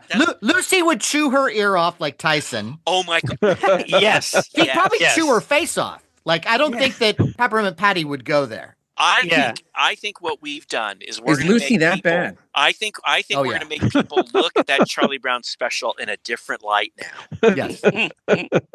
Jason, Lucy versus Stripe. Well, I guess I'm going Lucy now because she's turned into the most evil person on the Yeah. you should do the show over and just go Lucy versus everyone. right. Kill everyone we just talked about. Lucy brought a gun in the room and hid it in her hair. Yes. Why do you think her poor brother has to have that security blanket with him? Exactly. That's true. Yeah, Exactly. he is fucked up in the head, man. He's a sweet kid. He's a sweet kid. He's 72 years old and he's still got that blanket. But he is destroyed by his sister. Yeah. Okay, he used to be 6 feet tall. Right. That's what you did to him. Are we Oh in my agreement, or is God. James holding out? Nope. Just because we've never seen Peppermint Patty pissed off doesn't mean that she wouldn't be a monster in that fight. So I'm sticking with Peppermint Patty. Fair All enough. right, Jason. I think it would be. I think Peppermint Patty would put up a hell of a fight. Yeah, I think Because she would. to be confident enough to wear those frickin' sandals, Yeah. But still, you got to be pretty sure of yourself. But I think still. Lucy would carve her face off and wear. Yes. That's right. And show it to her brother and say, "See, this is what'll happen to you." Oh, and Jason, you pointed out something just now. Peppermint Patty wears sandals. Lucy has hard shoes. Yeah, that's right. Bam. Yeah, that's true. Foot down on the toes. Game over. Have we not seen the film The Bad Seed? Yeah. If we learn anything from that film, those shoes alone should say something. This is the ugliest fight of the whole show. Okay. No, all right. yeah. So, Jason, it's Lucy, right? I'm going Lucy, yeah. Okay, Sean. I'm Lucy. Lucy, yes. Okay, I'm saying Lucy. James, Okay. Odd man out. But well reasoned. Yeah. Thank you. That turned into like a Pasolini film. So all I have to say is happy holidays, everyone. All right. Wow. Sean. Okay. Sean. All right. This one I think you guys will like. Okay. This is a good pairing. Yeah, because we didn't like the last one. No, you didn't like any of them. Okay, how about a drunk Art Carney from the Twilight Zone episode Night of the Meek? I love it already. Where he's a washed up department store Santa, right? Right. Oh, I remember that one. Okay, versus a drunk Art Carney from the Star Wars Holiday Special. Because to me, he was playing a drunk in Twilight Zone, and he was really drunk when he made the Star Wars Holiday Special. And his character. Okay, so his character in the Twilight Zone episode was Henry Corwin, and his character in the Star Wars Holiday Special was SHAWN Dan. I looked this up. SAUNDANN. He's like that wacky, traider who's of course, on part of the Rebel Alliance secretly, but who would win? Wow. I guess those two, yeah. Wow. Well, as everyone knows, Art Carney was in every single variety special made in the 70s. Yes. And he's terrific. Yes. He is terrific. But Academy he was Award winning. probably hammered through most of them. Yes. Right. What's his Star Wars name again? SHAWN Dan. Yeah. SHAWN Dan. SHAWN. Yeah. Okay. Yeah. SAUNDANN. It's the best Bruce Valanche could come up with at the time. Exactly. But he's part of the canon, apparently. So. SHAWN Dan, yeah. Yeah. Okay, so I think I'm going to give it to SHAWN Dan. Okay, Because why? I think the Twilight Zone Art Carney was more of a beaten down character. Yeah. Right. And really good natured. Right. Benign. Right. With a heart of gold. Right. And SHAWN Dan is channeling the drunken anger of Art Carney. Right. And the Empire. Yeah, I would say also anybody that has the bravery, even really, to go up against the Empire, even if it's in a subversive, behind the scenes way, shows that he at least has some guts and he's, maybe a little clever. Whereas Henry Corwin, the department store Santa, he's kind of a loser, who's not until he gets that magical sack of toys and that he rises above. SHAWN Dan's like a junk trader or right. like a sword. So he's probably got one of those belt buckles with the knife in it that you can just take out of the buckle. And, you know, Yeah, so maybe he's yeah. got some weapons he's found around, Yep. like, you know, material things that have been confiscated or whatever. And Wait a minute. Does Art Carney get the magical Santa sack In the Twilight Zone episode, in the yeah. Twilight Zone? Right. Does he like get that? Can he bring that into the room? Oh, well, I guess if they have, if that's his like designated weapon, if he did, then would he present Son Dan with some special toy, like the Burgermeister Meisterburger? He would give him a toy that softens him. Yo-yo. It would be, yeah, I see it going two ways. He either does that, where he gives him something that he's always wanted, Right. and it melts his heart, and now they're pals. Right. Or he realizes that he's in a bad situation, and what does he absolutely need for this situation? A machine gun. Yeah, And so he but, opens, he pulls out a box out of the sack, and he opens it up, and there's a machine gun with a bow on it. yeah. Well, although I would say though that magical Santa sack is really, it produces something for whatever every little kid wants, not him, right? Not himself. Well, I don't know. Has he ever tried to get anything? That's for true. himself? That's true. No, Yeah. because it was Christmas and he was trying not to be selfish and getting things for other, you know, for little kids. So Right. But if it's But a magical, with a magical bag, all bets are off. I could use a ball. Thank right you, now. James. Yeah. Well, if you're throwing the magical sack in, then he could do anything with Yeah. it. He could throw it over Son Dan and he's gone. well, He could- Son That too, yeah. He could climb into the bag. Right. Dan could produce a Son Dan would lightsaber. have to go after him, and then he'd be caught in some weird present void. Right. But Right. see, I didn't know Sack the boy. magical sack was going to come. Yeah, I didn't know the magical sack exactly. was going to come along. Yeah. I mean, I I'm guess thinking- yeah. It's a I'm question. thinking he would be sackless. Yeah. If he was, Put then a magical sack in any situation. You bring a sack Yeah. to any situation, and it's going to be trouble. Okay. yeah, it's like All Felix's bag of tricks or whatever. So, yeah. so we're going with no sack, right? I think so. Yeah. I That's think what if I it's just think. Okay. if it's okay. just two pudgy Art Carneys fighting. Yeah. No, it's Son Dan. I would go for Yeah. Star Wars. Yeah. Yeah. Yeah. Me too. Me Son too. Dan. Son Me Dan. too. Okay. And I'm not saying, hey, this holiday, get together with your loved one and have a little cocoa and watch the Star Wars holiday special from '78. No. I think we you have to are at encouraging least once drinking. to live. I mean, to know that such a thing exists, I think everyone should view that at least once. And for listeners out there, if you're not familiar with it, it was only shown once on That's right. network television, just once.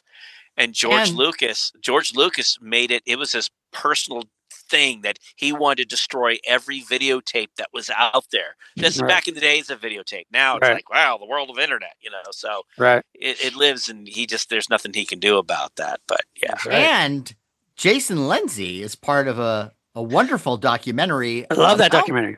The Star Wars holiday special. Yes, I am. I helped with that some and in it. And it's funny, years and years ago at Comic-Con once, talking to some Hasbro people, I suggested, like, you really need to do a set of figures from the animated portion of the holiday special. And it was Yeah. no, but that's great. Like, every time it had come up, it was like, never, no. I just watched the newest episode of this new Star Wars show on Disney Plus, and they have not only referenced it, there is footage from it in the scene in the Skeleton Crew show. Really? No. Wow. Wow. The holiday special is not up on Disney Plus. The cartoon is, but not the special.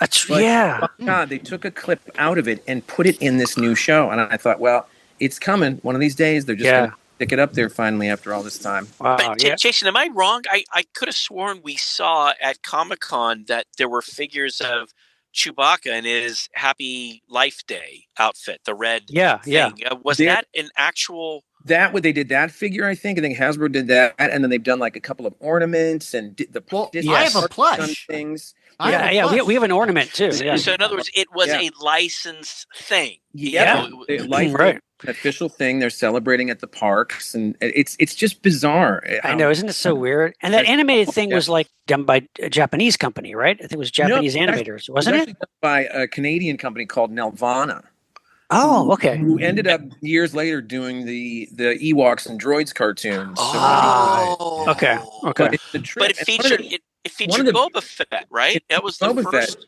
But one of the things of interest, because that Boba Fett armor was designed by Joe Johnston. These were going to be some other elite sort of guard in the next film. They weren't sure what this was going to be, but he loved the design. So he sort of gets colored in the holiday special cartoon. But in that, he's wearing these Wookiee scalps over his shoulder. Right, yeah. Oh, that's right. That made its way into the toy and into Kenner stuff. So when the 12-inch figure came out, it had this little Wookiee scalp thing over the shoulder. Well, as the years have gone on, that doesn't get discussed anymore. It's not on the figure. It's sort of like, let's not talk about the scalps with the Wookiee. But the idea itself came from the Nelvana guys, the guy that was working on that character. Boy, it'd be cool if he had this. And then it became part of the lore and made its way to the toy. That's amazing. Wow. You know what's funny is I have that toy with its box. And I forgot all about I forgot. I thought it was rope that he had made, but you're right. Now it's all coming back. It's Wookiee scalps. Yeah. Wow, again. Can't do that these days. Again, happy holidays, everyone. All right. James? Okay, Krampus versus Kevin McAllister from Home Alone. That's good. That's good. Wait a minute. Wait. Is this like a supernatural versus a non-supernatural? Yeah. Yes. Yes. Little Macaulay Culkin. Now, I've never seen Home Alone. Oh, come on. I'm kidding. I unfortunately have. Okay, I was about to have look. Back when it came out, it was the happening thing, man. Everyone went to see those films. It was like the funny little kid, with Joe Pesci, and apparently people like children way more than I do. Well, he was a different kind of child. He was, a little bit more adult for his age, I guess, and sadistic, I would say. Yeah, that's a good pairing though, because. I mean, as far as that character in those films go, what's the kid's name again? Kevin. Kevin's so resourceful, and of course he'd be up against kind of a demonic, supernatural anti-Christmas character. But if he's as clever as he is with the burglars in the house, then maybe he would get the one up on. Can you imagine Krampus going to the doorknob and yeah, that's exactly what it would be. Opening the door and have a big paint can. Again, but do we know the kind of damage that can happen to Krampus? Like, can he get shot? I'm guessing that he is a supernatural being that can't be affected by human weapons. Right. And I see this going as Kevin is going to be doing all his things and he's never going to even see Krampus. And then finally it gets late. He goes to bed and Krampus is just there. He's in the bag. It's done. Right. But as Kevin's about ready to be killed, he goes, but at least I got you. Yeah. But also, if we are sticking with the rules of going into a room, it's a child against Krampus. Against the monster. Yeah. I guess I mean, Krampus could just get pissed off too and just swipe his claw across him. Yeah, right. Yeah, that's true. Yeah. I mean, if you're looking at the context of that. It's funny because when James just said it, my first image was not in a room, but Krampus goes to Kevin's house, just like the criminals did. Yeah, that's what I was thinking. It's like Krampus is going to go, right. Oh, gosh, I stepped in tax. Ouch. Oh, my God. But Krampus, he's crafty too. Like, he's a trickster kind of too. Right. So he might look around and go, oh, come on. Hot wheel cars on the floor. Really? Yeah. Really? I think exactly. What we're dealing with here. Paint cans? Yeah.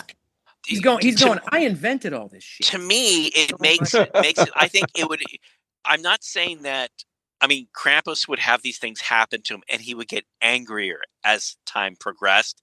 So when he did finally get Kevin is so in such bad, he's going to be toast. He's going to get ripped in half or something, carved. He goes, I've had it with you. Kids, tear him in half. Just wait for him to go to sleep.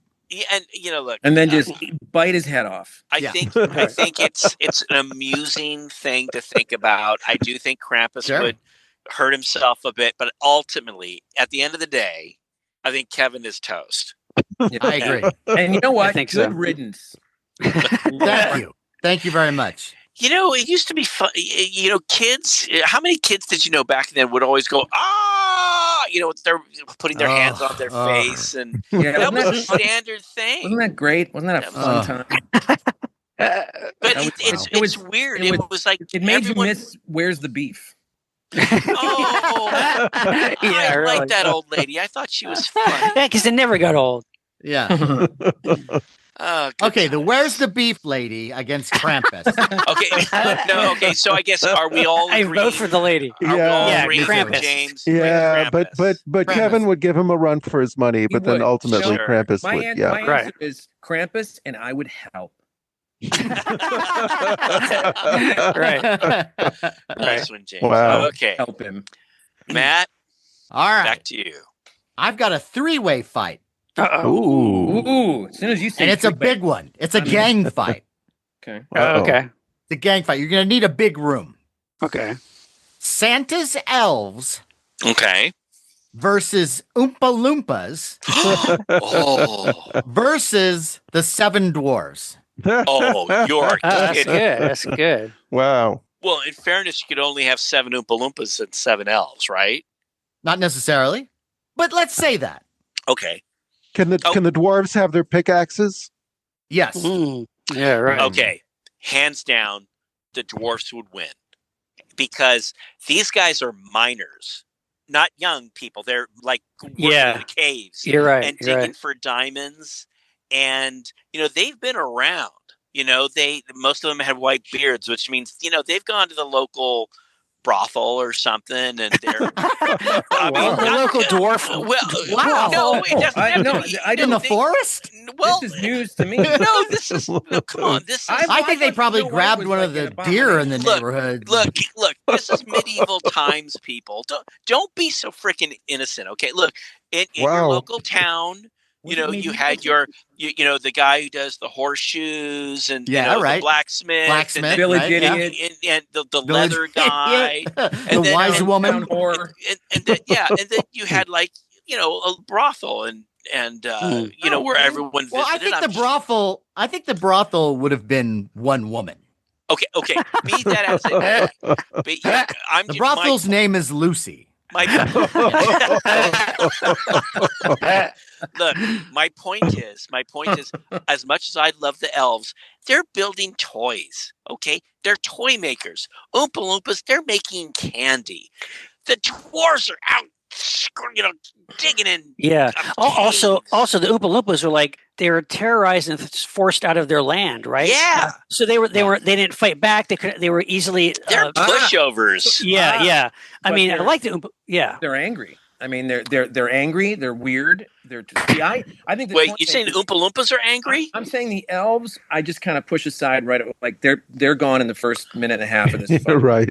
Because they're just smiling. They got now. What are we here to? They're singing. They're no, and it's all good. But I'm just saying, if you're in a room and you got to do some battle, I'd say the dwarves, they're badasses, man. Yeah, it's a bloodbath with the elves, but the Oompa Loompas are kind of they're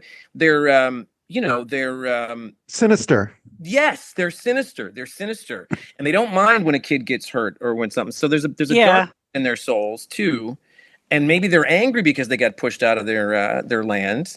The weak chain in the 7 dwarves though would be Dopey, because I don't think he would put up much of a fight. Sleepy too. Actually, they have some. And maybe Sneezy. Okay. Here's the thing.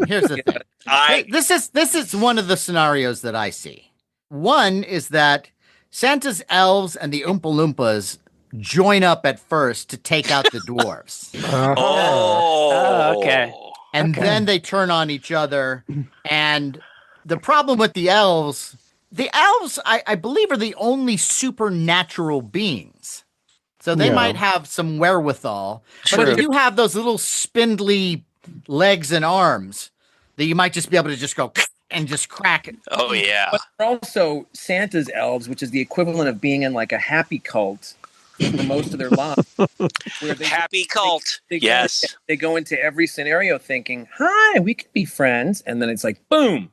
Yeah. That's my take on the elves, where they may not be much. You could use their bodies as weapons, and throw them if you were an Oompa Loompa and throw them at them. Also, their toy-making tools could be weapons. The elves. That's true. You know. Okay, if you're going to give them weapons, if you're going to give them tools, then you got to give the dwarves their axes and shovels. Yeah, and the Oompa Loompas would have sharpened candy. Candy cane. Right, yeah. Right.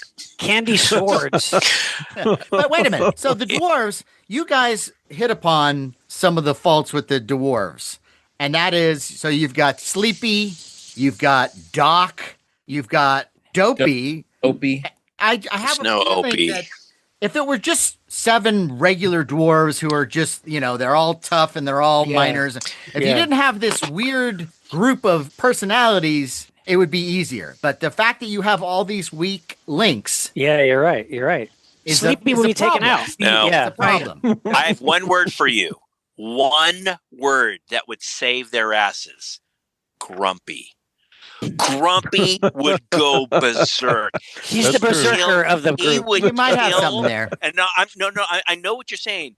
Doc would kind of be the leader, but I do think Grumpy would be so fucking pissed. He's like the bane of the group. Yes, and he would destroy. He would destroy. He would go Jack Torrance on. He's been waiting for this his entire life. Yes, it's like, and I can see it. This is my moment. Get to get Grumpiness out. But see, I think he'd put up the best fight because as you've listed through the dwarves, it's like, lazy and druggy. No, there's no lazy.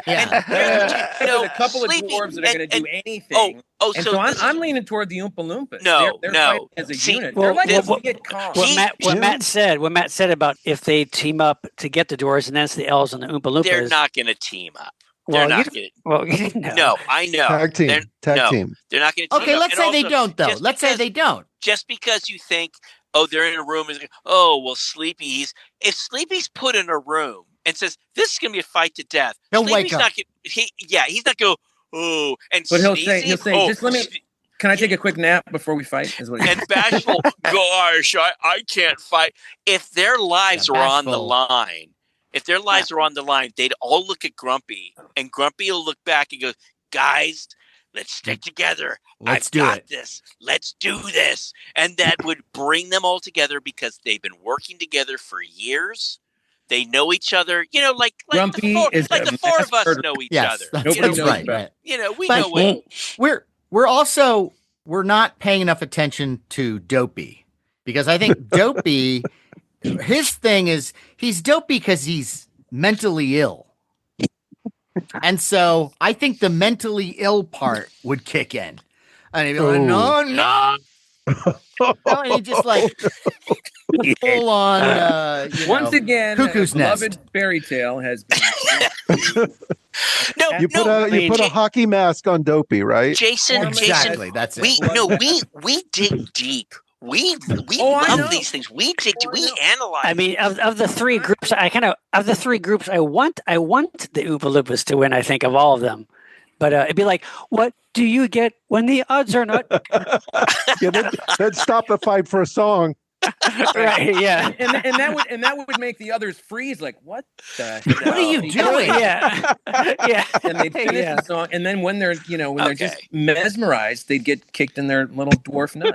All right. It's kill or be killed. All right. Okay. So time to vote. Time to vote. Okay. So I'm gonna vote dwarves. I'm dwarves. Me too. I'm Sean? dwarves too. Yeah, I think dwarves. I think you're all wrong, and I'm going Oompa Loompas because you have 7 dwarfs, and you only got 2 that do anything. No, you're so wrong. No, they're useless. They're useless in the movie. They're useless. Their name is Sneezy because he can't stop sneezing. But put him in. Okay, that is wrong. What if Sleepy has narcolepsy though? It could actually be narcolepsy. You don't know. Maybe he sleep fights. Yeah. Okay. Grumpy should have fired them years ago. All right. But now, one thing I will say about the elves is that, again, I believe they are supernatural beings. And so I think you could defeat them, but you couldn't kill them. Right. But I'll add this. I think if they're supernatural beings, they're the kind that have been under shit workplace conditions. And one day somebody finally comes over and goes, hey, I hear we're supernatural beings. And the rest of them go, what? What are you talking about? Like, they don't know they're supernatural beings because they got to keep them under their thumb to get the work Right. done. Yes. So Right. they're Yeah. aware of it until like maybe No, in it's the like moment, Conquest of the suddenly Planet of the Apes now. It's Yeah. Right. Right. Dude. Right. Well, the one thing that you can get from this is you could go on and on. Yes, and that's on. true. That's Oh, true. yeah. I mean, we could go analyze this even further, although I think we have. the big Some people don't want to let go. the return of the Secaucus 7. And maybe we'll have to save this for John our Sayles. Dwarves and Elves episode. But Yes.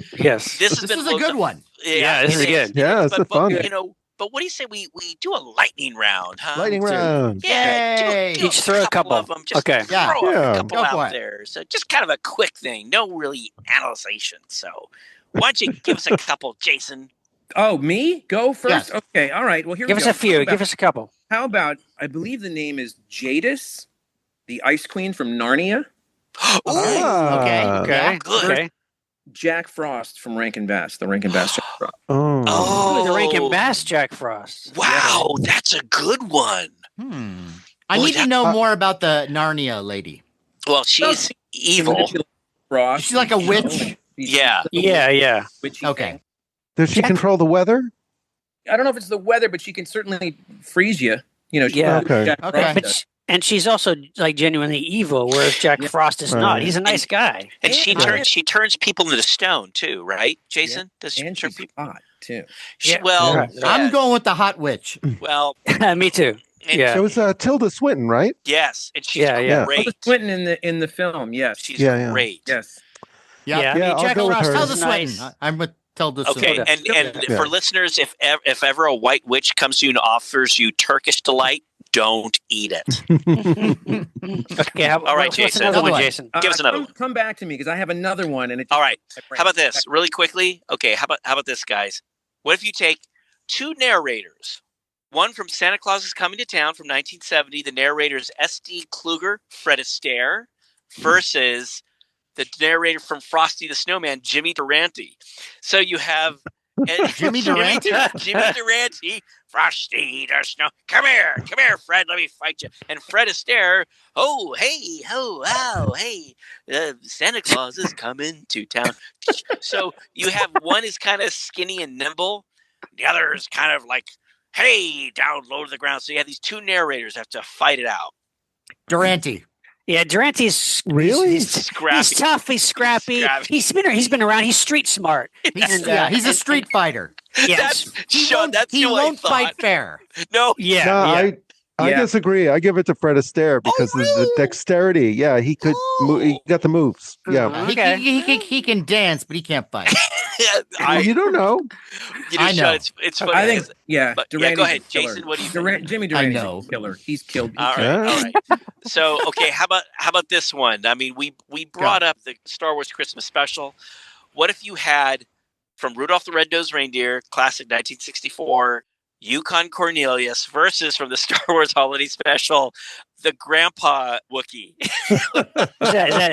Is that itchy? Itchy, Or I think. scratchy or itchy or yes, it's I believe smelly? It's, yeah, and it's the grandpa is the one who's watching his Wookiee porn, or I think that's itchy. it's not Wookiee porn. It's like sexy ladies dancing on his. It might as well be. Yeah. But you have Yukon Cornelius, who's out to try to find a peppermint mine or gold and silver, and then you have the Wookiee grandpa. Yukon Cornelius. You think Yeah. Yukon would skin? He would skin the grandpa. Yeah, wouldn't he? he's used to like exploring the Arctic, and he's got his What if I said pickaxe. He's had a hard life. What if I said Chewbacca? Yeah, maybe Chewbacca, but yeah, Maybe Itchy's, Chewbacca. Yeah, Yeah. but Itchy's older and he's not a fighter. I mean, Yukon is He just sits at home and beats up all day. Yukon has to brave the wilderness, you know. And then look for gold. Yeah. or silver. Once he climaxes, he's like, all right, now's ready to go. Yeah. All right.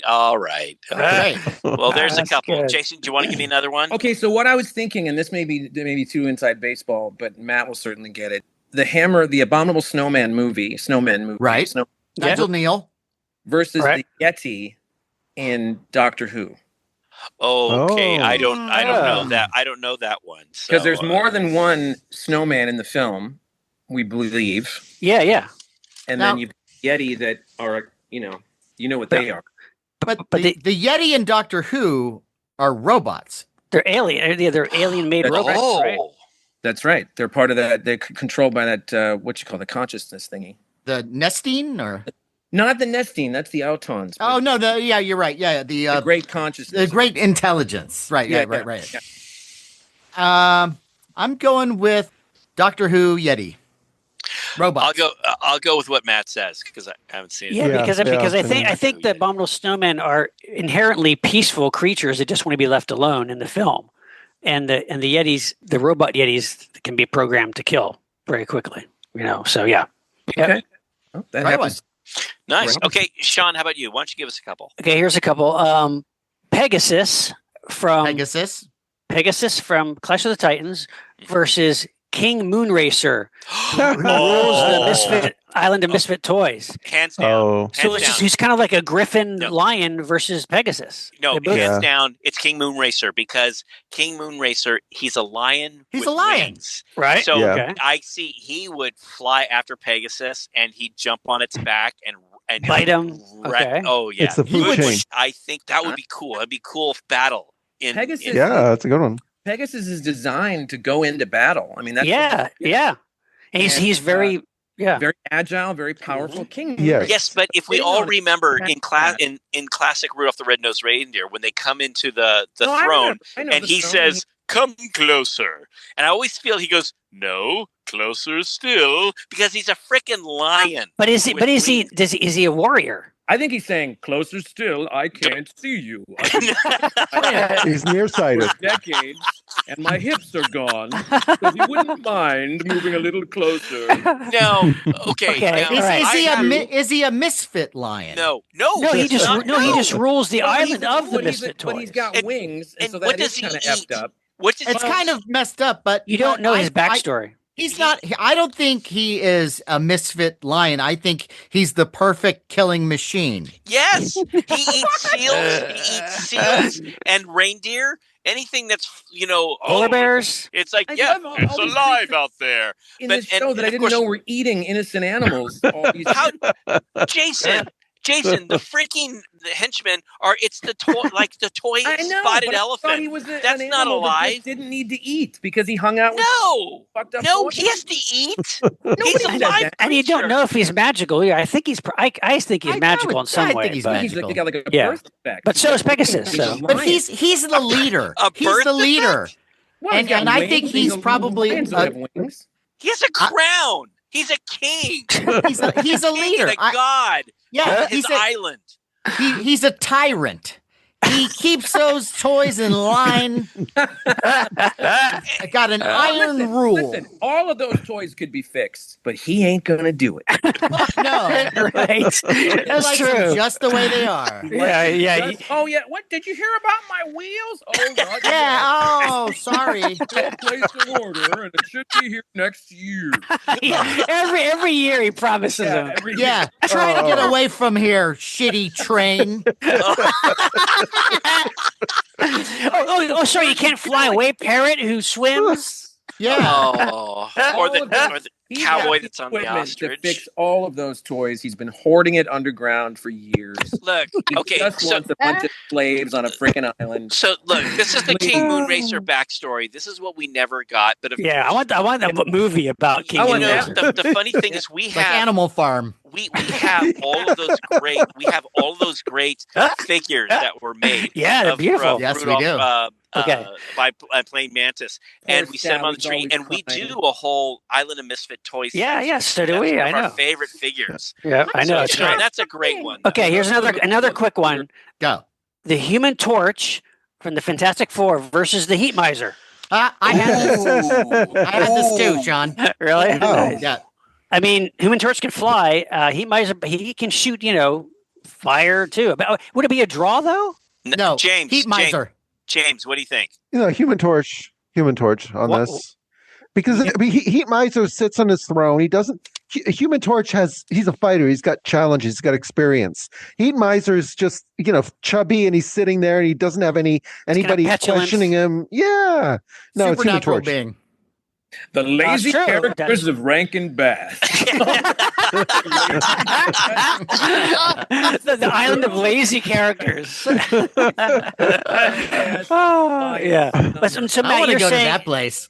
Yeah, so you're saying, Matt, that because he's supernatural, he may be immortal even. You don't know, right? Yeah. Johnny Storm is just a human being with these powers where this guy almost is like a force of nature. Okay. That's true. He can make, catapults with fireballs and stuff. He can do lots of stuff with that stuff. I think I'm going Johnny Storm. Okay. Yeah. I'm going to go Johnny. I'm going to go Johnny Storm. Okay, I don't know. I think Heat Miser, now that Matt pointed out that the supernatural aspect. Okay, one more real quick one. I know the obvious answer, but Chucky versus Charlie in the Box. Poster. Oh, poor Child's Play 2 poster. That's true. That's true. Right. But I mean, Charlie can't, if he's stuck in the box, I mean, I think, it's pretty obvious, Chucky, right? Nobody wants to play with Charlie in the box. Yeah. Hey, he's got a box. That's all he has to do is just roll that box over Chucky. No, Chucky would just. I think it's poor Chucky little too. Charlie would beg for his life, and couldn't he kind of hop with the box too? Couldn't Charlie in the box kind of? Yeah, he could be for a short period of time, but he's kind of a. yeah.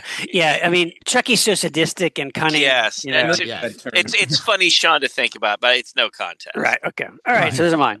All right, James, give us a couple. Okay, Jack Skellington versus the Grinch.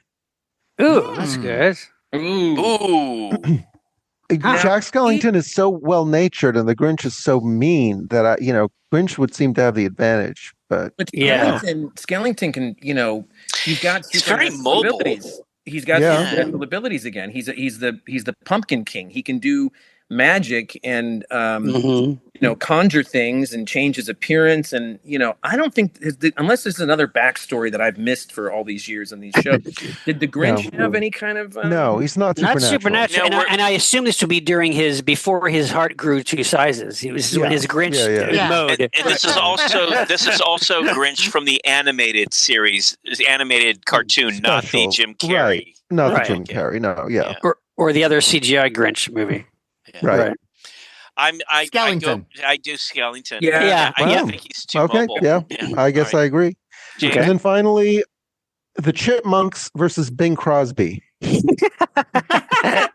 Oh, I got that. Okay. Bing Crosby. Bing Crosby? He'd get his belt off so. Oh, that's I was going to say, if the Chipmunks were his kids, then Bing's got it. How drunk is he? Exactly. I totally forgot about this and the problems that his first family had with him. So I smacked the shit out of those chipmunks. And I think the Chipmunks at this point, all their animal nature has been beaten out of them by Dave. Get them to learn how to play the piano and wearing. Yeah, I think Bing Crosby. Yeah. Oh, it's unanimous. Then just to put icing on the cake, he'd say, "And I'm cutting you out of the will," and they'd go. They're not even related. Right. All right. Okay. All right, Matt, bring us home. All right, here we go. Jack Skellington versus the 7th Voyage of Sinbad Skeleton Swordsman. Oh, yeah. There you go. I think it would be Jack Skellington because Jack Skellington does fight in Oogie Boogie's lair against those things that are throwing all those swords. Good So point. I'm leaning towards Jack Skellington. Yeah, good match though, because the skeleton is also supernatural because it's been supernaturally animated. Yeah, but the weakness there with the skeleton is that the skeleton needs to be operated. True. Yeah. Skellington. But it would take the army, like they'd put up a good fight because there's many of them. Oh, sure. But you're thinking Jason and the Argonaut. Oh, sorry, what did you say? The single skeleton. Sorry, I was thinking of the big fight. Okay. Yeah, and I'm still going Jack Skellington. We're drinking, so Either way. If an army or a single one, I'm still going Jack Skellington. Okay. Yeah. All right. And finally, Krampus versus Lepus. Hey. Wow. Wow. First of all, it sounds good. Is it does. one? It does. Is it one lepus, or is It is one lepus one big against lepus. Krampus. Well, it's a big lepus. That's One right. giant lepus for mankind. Yeah, because Krampus is maybe, I'd say, normally depicted about maybe 10 feet tall, 10 or 12 feet tall, but the lepus, they're like giant. They're as big as a house. Yeah. Right. Okay, now if we're gonna forego the supernatural thing, I'd go with lepus because I kind of see Krampus trying to get the lepus, but the lepus could leap and just with its evil, fanged buck teeth would rip into the Krampus. It could jump around, and Krampus couldn't grab him. I think it would I think lepus. Lepus. Okay. I say lepus because he's just a hairy goat man, and he might get some jabs in with the horns, but ultimately I think the lepus could probably swallow him whole. Yeah. Lepus. I also think agree. Lepus has the advantage because Krampus just look at it and start laughing hysterically, and then Lepus just I don't jump on him. believe this. Yeah. First of all, I'd like to say I'm shocked that it took this long to get a lepus reference into this. I know. We had to get one in. But I saved it. Very glad that it did make its way in. And I also think it is a lepus of faith. Krampus would lose that fight. Yes. And by the way, you are mispronouncing it. It's lepus. No. For listeners, it's an old joke. He's going to Jason die. LENZI. But James, what do you think? Lepus. No, that's the Greek way to say it. The Greek way. It's a lepus. It's lepus, okay? Lepus, okay. Now leave Like us saying alone. Robot. It's like saying robot. Electro the robot. Well, this has been winterly This has been great. This is delightful. I like this It theme. has. As Be a holiday fun. gift to me, can I throw in one tiny little extra credit one? Sure. Of course. Band-Aid, Do They Know It's Christmas? Versus We Are the World. Big man. That's easy. We Are the World. We Are Fuck the World no. is so... No What? way. We Are the World's a great song. Band-Aid. Oh my God. There's always one, isn't there? No. Oh my God. What is wrong with you people? The answer is Band-Aid. No. We're talking about a fight, not the better song. Yeah, it's the fight. It's a song fight. Band-Aid showed up with plastic cups of coffee and no food and, over. Yeah. And We Are the World, they had catering and Yeah. Right. And Yeah. They're Lazy. pampered, rich, spoiled rock stars. Yeah. Slow, fat, lazy, misfit rockers. They left their egos at the door, sir. I saw the documentary, except for Waylon Jennings, I think it was. But be that as it may. Going We Are the World, huh? They're going to kick their butts. Okay. Yeah. Now, if we're talking a physical fight, I'm not so sure about that because, Bandau Ballet, I don't know how well they can fight. But, But I will say this, the Band-Aid song, it's a good message. You push Tony Yes, it Hadley is. too far in Spandau Ballet, and he's going to start swinging. Don't you worry. that's Boy good to George know. is a lot bigger than you think. Let me tell you. Oh, They yeah. all go to the pub, and at some point they scrap. That's right. Right, I'm going right. Band-Aid. That's the right answer. But this has been loads of fun. This has been good. Yeah. I'm sure our listeners at home have enjoyed this, playing along. I need a little therapy after some of those revelations from the Well, Jason. characters that are Speaking eating of live therapy animals. and stuff, what's up with you? What are you doing now? Just What do you just living life and getting by and working on a couple of projects coming up. Knock on wood. And you're probably wondering about Biff Bang Pow. Is that what you're talking about? Well, Yes. that and podcasts, and tell me. Well, I do the podcast Pod Stallions with Brian Heiler of Plaid Stallions and the Migo Museum. We still do that. And Nice. I love that site, by the way, Miga Museum. Me too. What I love is every once in a while, Brian will post pictures of toys that I have never seen before. Yeah. Typically, they're variants of Yeah. Migo It's figures insane. from Yeah. other countries. he's like an Mm. archaeologist, just Yeah. He recently showed it was the AHI Wolfman figure, but it was in kind of like a Brady Bunch vest type thing, like a love child. But it was a Wolfman, and it was called the Groovy Monsters. Wow. That's awesome. There's all I these have- things that they Yeah. still find under a rock, and then it's not documented anywhere, and there's still these little mysteries that keep getting unfolded. Yeah, that's so fun. So you and Brian do this podcast. We still do the podcast. Yeah, it's about once, maybe twice a month, depending on the month. And and Biff Bang Pow is still kind of there as a thing. We're just figuring some things out. There's been some changes in the universe, but hang on tight. Something may be happening. Cool. Very good. Nice. We will. Nice.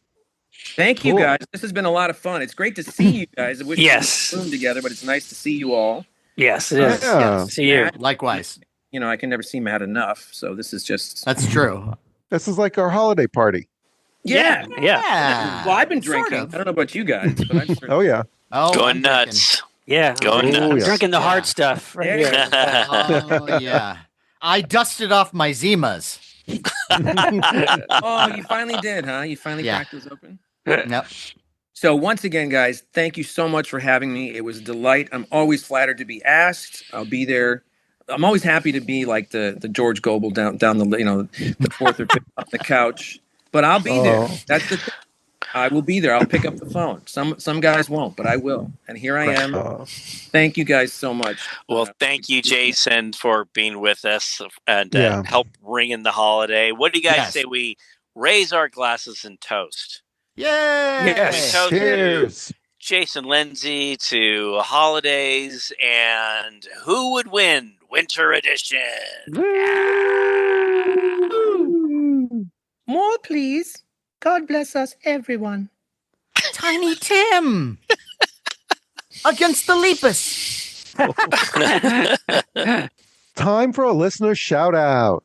Shout out. Shout out versus shout out. Wintry shout out. Sean, take it away. Yeah, so this shout out goes to, once again, the good folks at Film Masters. Yeah. We love Film Masters, and they have just put up the Giant Gila Monster HD print on their YouTube channel. Wow. But what's really great is they put it up with the Monster Party commentary. Yeah. Oh, that was a good one. That was a great one. That was our first one for Film Masters that we did. Right. And just go to the Film Masters channel on YouTube. They have all kinds of great videos up there. And look for the Giant Gila Monster. And it's a beautiful print. It's from the Blu-ray. But now you can watch it on YouTube with our commentary. And it's great. So, yeah. Fantastic. Or sing along about a little mushroom, or do mushrooms. Oh, no. Happy holidays. But yes, but yeah, thanks so much. Again, thanks, Film Masters. They treat us very well. They're great people restoring all these, obscure and public domain horror and sci-fi movies that we love, but giving them beautiful treatments. They're giving new leases on life. Yeah. Yeah. Fantastic. It's almost like Film Master's gift to the world. Yes. True. Yes. Yeah. A Christmas Right. miracle. That's right. And speaking of gifts to the world, if you're looking for that perfect gift, you look no further than the Monster Party store on eBay, because you can find a plethora of Monster Party items on there. You can find the Monster Party t-shirts. You can find Monster Party PPE masks. You can find Monster Party shot glasses, the legendary Monster Party baseball cap. And if you buy merch from our eBay store and also happen to be a Patreon supporter, we will throw in free surprise goodies courtesy of foam fabber extraordinaire Ted Haynes and Jason Lindsay at Biff Bang Pow Toys. And I can't wait to have Jason Lindsay on the show, because it's been so long. And it's about time, Yes. Yeah. And Ted Haynes, too. Yes. Yeah. Yes. They're like, So they're like our heat and cold miser. They're like our jingle and jangle. Oh, that's a deep cut. So, this Patreon. Now, I've been. How could you expect me to remember what this Patreon thing is when all I'm thinking about is all these mashups and coming up with these? Can you explain to me, please, what this Patreon is all about? Yes, I can. Much like in Who Would Win, there's a room where two characters fight it out and only one leaves a winner. Patreon is a room where Monster Party bonus content fights to be awesome. And everyone leaves a winner. Yes, it's a platform where, for a small price, you can have access to incredible Monster Party bonus content. Now, we're talking special audio episodes, exclusive shows like Monster Party Masterpieces, Monster Party Presents, Monster Party on the Road, and our popular Toy Time series. And we also have the long form video diary of our famous Japan trip, behind the scenes convention footage, and vintage horror and sci fi fiction edited by a resident Lyscarian, John Bordeaux, and so much more. Wow. Well, that sounds fantastic. But I got to say, it's the holidays. I'm a little short on cash. Yeah. I'm going to put all my effort into a Kickstarter of Hellboy versus Krampus. So I don't know if I can afford this chest of wonders. How much does it cost? Well, for the price you'd pay for a secondhand, bootleg, lead-painted Santa versus Jesus Rock'em Sock'em robot set, you could become a Monster Party patron. And that price is just $5. $5 a month. What? That's great. I mean, you can't get a bloody battle-damaged King Moonracer variant figure for that price. That's for sure. Yeah. Okay. Well, how does one sign up? Well, all you have to do is you go to patreon.com, you go to Monster Party, you click join, you follow the instructions, and next thing you know, you'll be as happy as Rudolph after he just kicked Prancer's ass.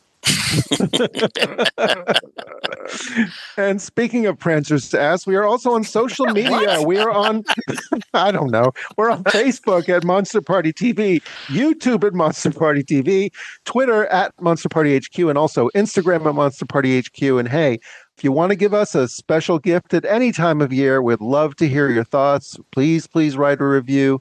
When we will read it, we will share it on the air. And we won't just read your review. We'll read it in a comforting tone in hopes of calming Sean's ever-growing rage. On that note, I am Matt Weinhold. I am Shawn Sheridan. I'm Larry Strothe. And I'm James GONIS. Keep America strong! Ho, ho, ho. And this holiday season, instead of fighting with your family, come up with your own genre mashups. Oh shit, here comes Lucy! Run away!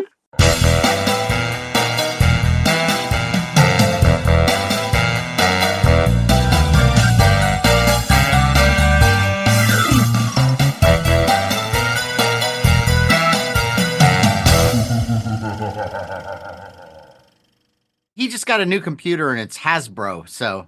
Right. Okay. You got to wind it up. Yeah, it's the only thing that connects it to the computer is actually a red vine. Right. My computer's by Marx. You know, but Yeah, it's just one piece of molded plastic. it works, Yeah. and it was cheap. You know, Right. and it's keen to learn. So I think we can work with what you have. I think your voice is a little low. I don't know exactly why. really, Yeah. Well, the okay. closer you get, the better it is. It's true. Yeah, I mean, I haven't really. You know what I'm going to do too? I've got a fan going that's very, very faint. Maybe I'll turn that off real quick. Okay. Okay. Yeah, I mean it's winter. I'm just saying. Well, Unless you want to do Foley or something. I don't know. I'm trying to work all the angles here. How's that? Better? Is this better? That actually does sound better. It does sound, yeah. See? I told you, you made fun, but Somebody should talk while Jason's talking to see if they cancel each other out. Oh, Go say some of your Matt, so bullshit. let me tell you something, Mr. Matt. I've got Yeah, that's right.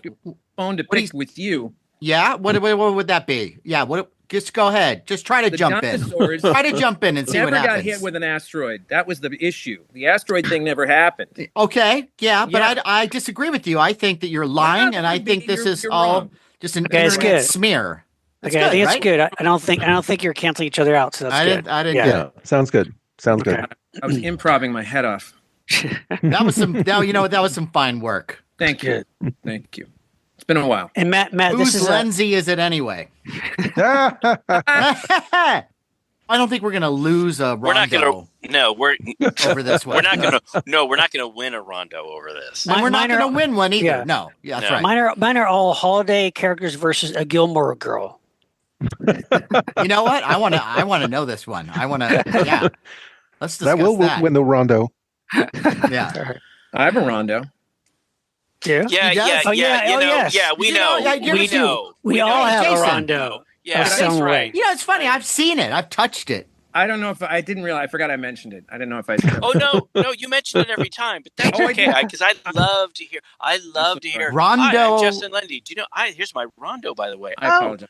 No. Why are you apologizing? Be proud of your It's just, rondo. There's You so know? many awards. It slips my mind which one. I know, but it's it's great to see you. Yeah, I'll bring Yeah, it it on the is. show. Yeah, where's the rondo now? Is it? I can get Rondo over here. You can coast with me. That's the closest we'll ever get. Nothing says rondo or holiday like the Rondo Award. Look at Rondo. that. Look at that. Wait, Wow. what was it for, Jason? It was the Talkie Tina. Oh, I right. remember the this. novel, and it was like best collectible of the year kind of thing. Cool. Nice. Nice. Yeah, isn't it nice to know that one day when you're being set in the ground or something, that people will be able to say, at least he won this Rondo. That'll be the legacy of all the things in his life. No, you know what? That'll That be will be his the legacy. He will have no tombstone. It will just be that little rondo. That's what. Yeah, that's right. No, and The only don't. And instruction he had for his death was bury me with the Rondo. Does anybody know what that means? Is that some sort of S&M code word? Or somewhere? Is he telling us there's gold somewhere or something? No, it's the his last word, Rondo. What does it mean? I think that's a Ron don't. I don't get it. Hey, you know what, Jason? If I would be honored to have that Rondo as a It's all I tombstone got. thing. It's all I got. Yeah. And honestly, you're the only 4 people that would care. To even Oh no! Oh, come on. Look, No. Jason, There how are much people- how much tail have you lured to your The place? ladies, And- is a different story. And let's face it, there are Yeah. people in Ohio, Aphrodisiac. and there are people in Ohio and other parts of the country, like New York, or other fans that say, "Oh, that Jason LENZI, oh, and he was a winner of that Rondo, that great award, that great toy." Yes. Ohio specifically, huh? I didn't know. No, yeah, Ohio's big for Nobody knows Jason. that we even have it, but it's nice to share it. Yeah. It's Right. my one crowd I can share it with. Here's the thing, just you're in the industry. You're like industry people. When Like, did this happen? No. Oh no, he's industry Way people. No, Way he is deep. industry people, and it's Yes. like we who are in the industry acknowledge and admire you and that Rondo because Right. you're one of the people in the industry. So yeah, you're not like the guy in Ohio, who's shoveling Why coal are you or picking on whatever. Ohio? Yeah. In the middle of this country. Larry, what happened in Ohio? This little Rondo has kept me warm Well- on a cold winter night. There's a story about Dayton, Ohio that I'll save for another time. Ooh. Say that for our Oh. Ohio episode. Oh, Yeah. Dayton. The Ohio After Dark episode. Wow. Well, this is great. This It is great, isn't it? It's No, great. it's great. Yeah. And Jason, thanks again so much for being with us. Yes. Yep. Always Yes. Always. love to be Good. invited and love you guys and love the show. And we need it in these dark times. Yes, we do. Yes. Well, we do. you know, it. We need I Monster Party. Yes. I think times are moving forward, and Time. The one thing you could say is time is actually moving. Time is yes, moving. yeah. Even though it's So a there's construct. there's that. Yeah. Even though it's circular and a construct, it is moving. And Yes. it's nice to know that when things out in the world, there may be some crazy things or something that you can always come to Monster Party for some great fun monsters. That's right. That's the whole point. It's your Exactly. it's your getaway. It's your Just it's your a safe sidebar. haven. When I think of purity and joy, I think of Monster Party. No matter how dark things Yeah, get. that's right. Because our cards are on the table. I mean, Cards. Right. Well, you're already a bunch of creepy people. Well, Right. Yeah, We wear that badge with pride. look, I think Wear the thing that with is, we are Right. the audio van, we No- try and we lure you into it.